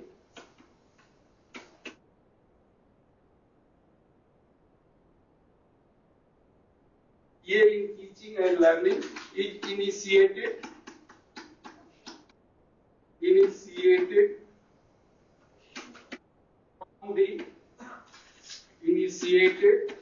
from the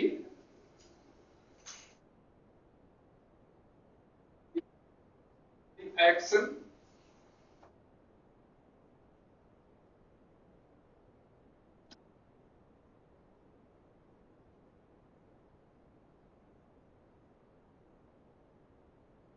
teacher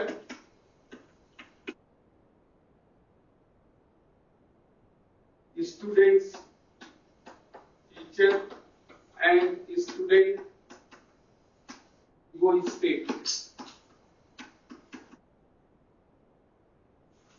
TA मतलब transactional learning. TA in teaching and learning is initiated from the action है, ये action reaction of teacher and students ego state, teacher and student ego state.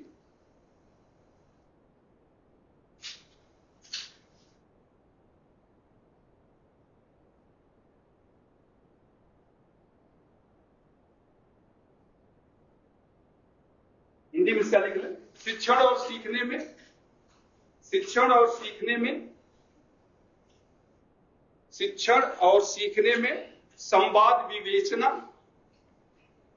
शिक्षण और सीखने में संवाद विवेचना, संवाद विवेचना विद्यार्थी व शिक्षक के, विद्यार्थी व शिक्षक के, विद्यार्थी व शिक्षक के अहम, विद्यार्थी व शिक्षक के अहम की क्रिया व प्रतिक्रिया, विद्यार्थी व शिक्षक के अहम की क्रिया व प्रतिक्रिया से शुरू होता है, क्रिया और प्रतिक्रिया से शुरू होता है। यानी जो टीचर का एक ईगो होता है या अडल्ट या चाइल्ड ईगो या जो विद्यार्थी का ईगो, दोनों का एक्शन और रिएक्शन से शिक्षण का कार्य शुरू होता है। और इसमें टीचर का मेन रोल बहुत होता है कि teacher has to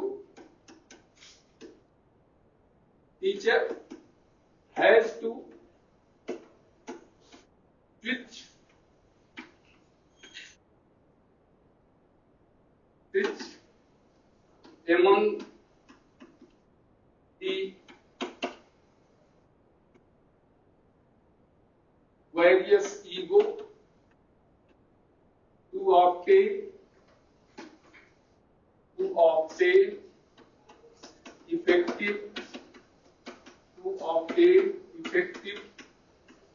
learning, to obtain effective learning and communication।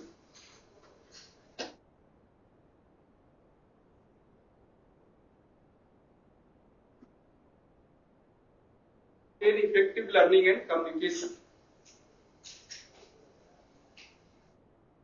teacher has to switch among the various ego state लिख लें, STATE, various ego state to obtain effective learning and communication। तो हिंदी में आप लिख लें, शिक्षक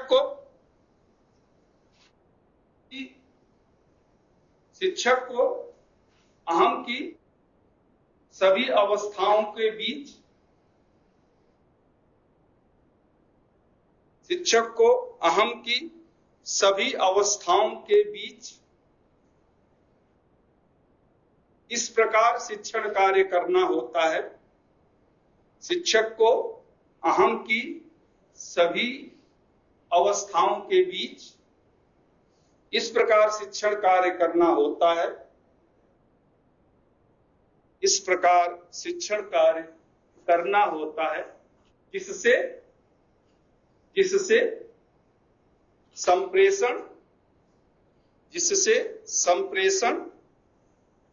संप्रेषण यानी कम्युनिकेशन और सीखना, जिससे संप्रेषण और सीखना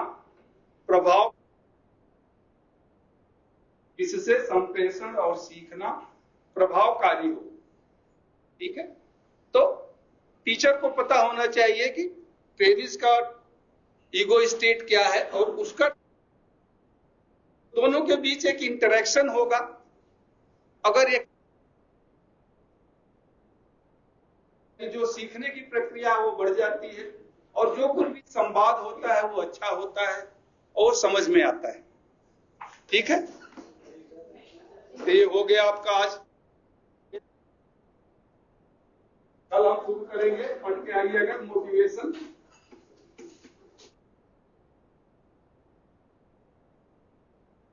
एक दिन या 2 दिन में मोटिवेशन खत्म कर देंगे। ठीक है।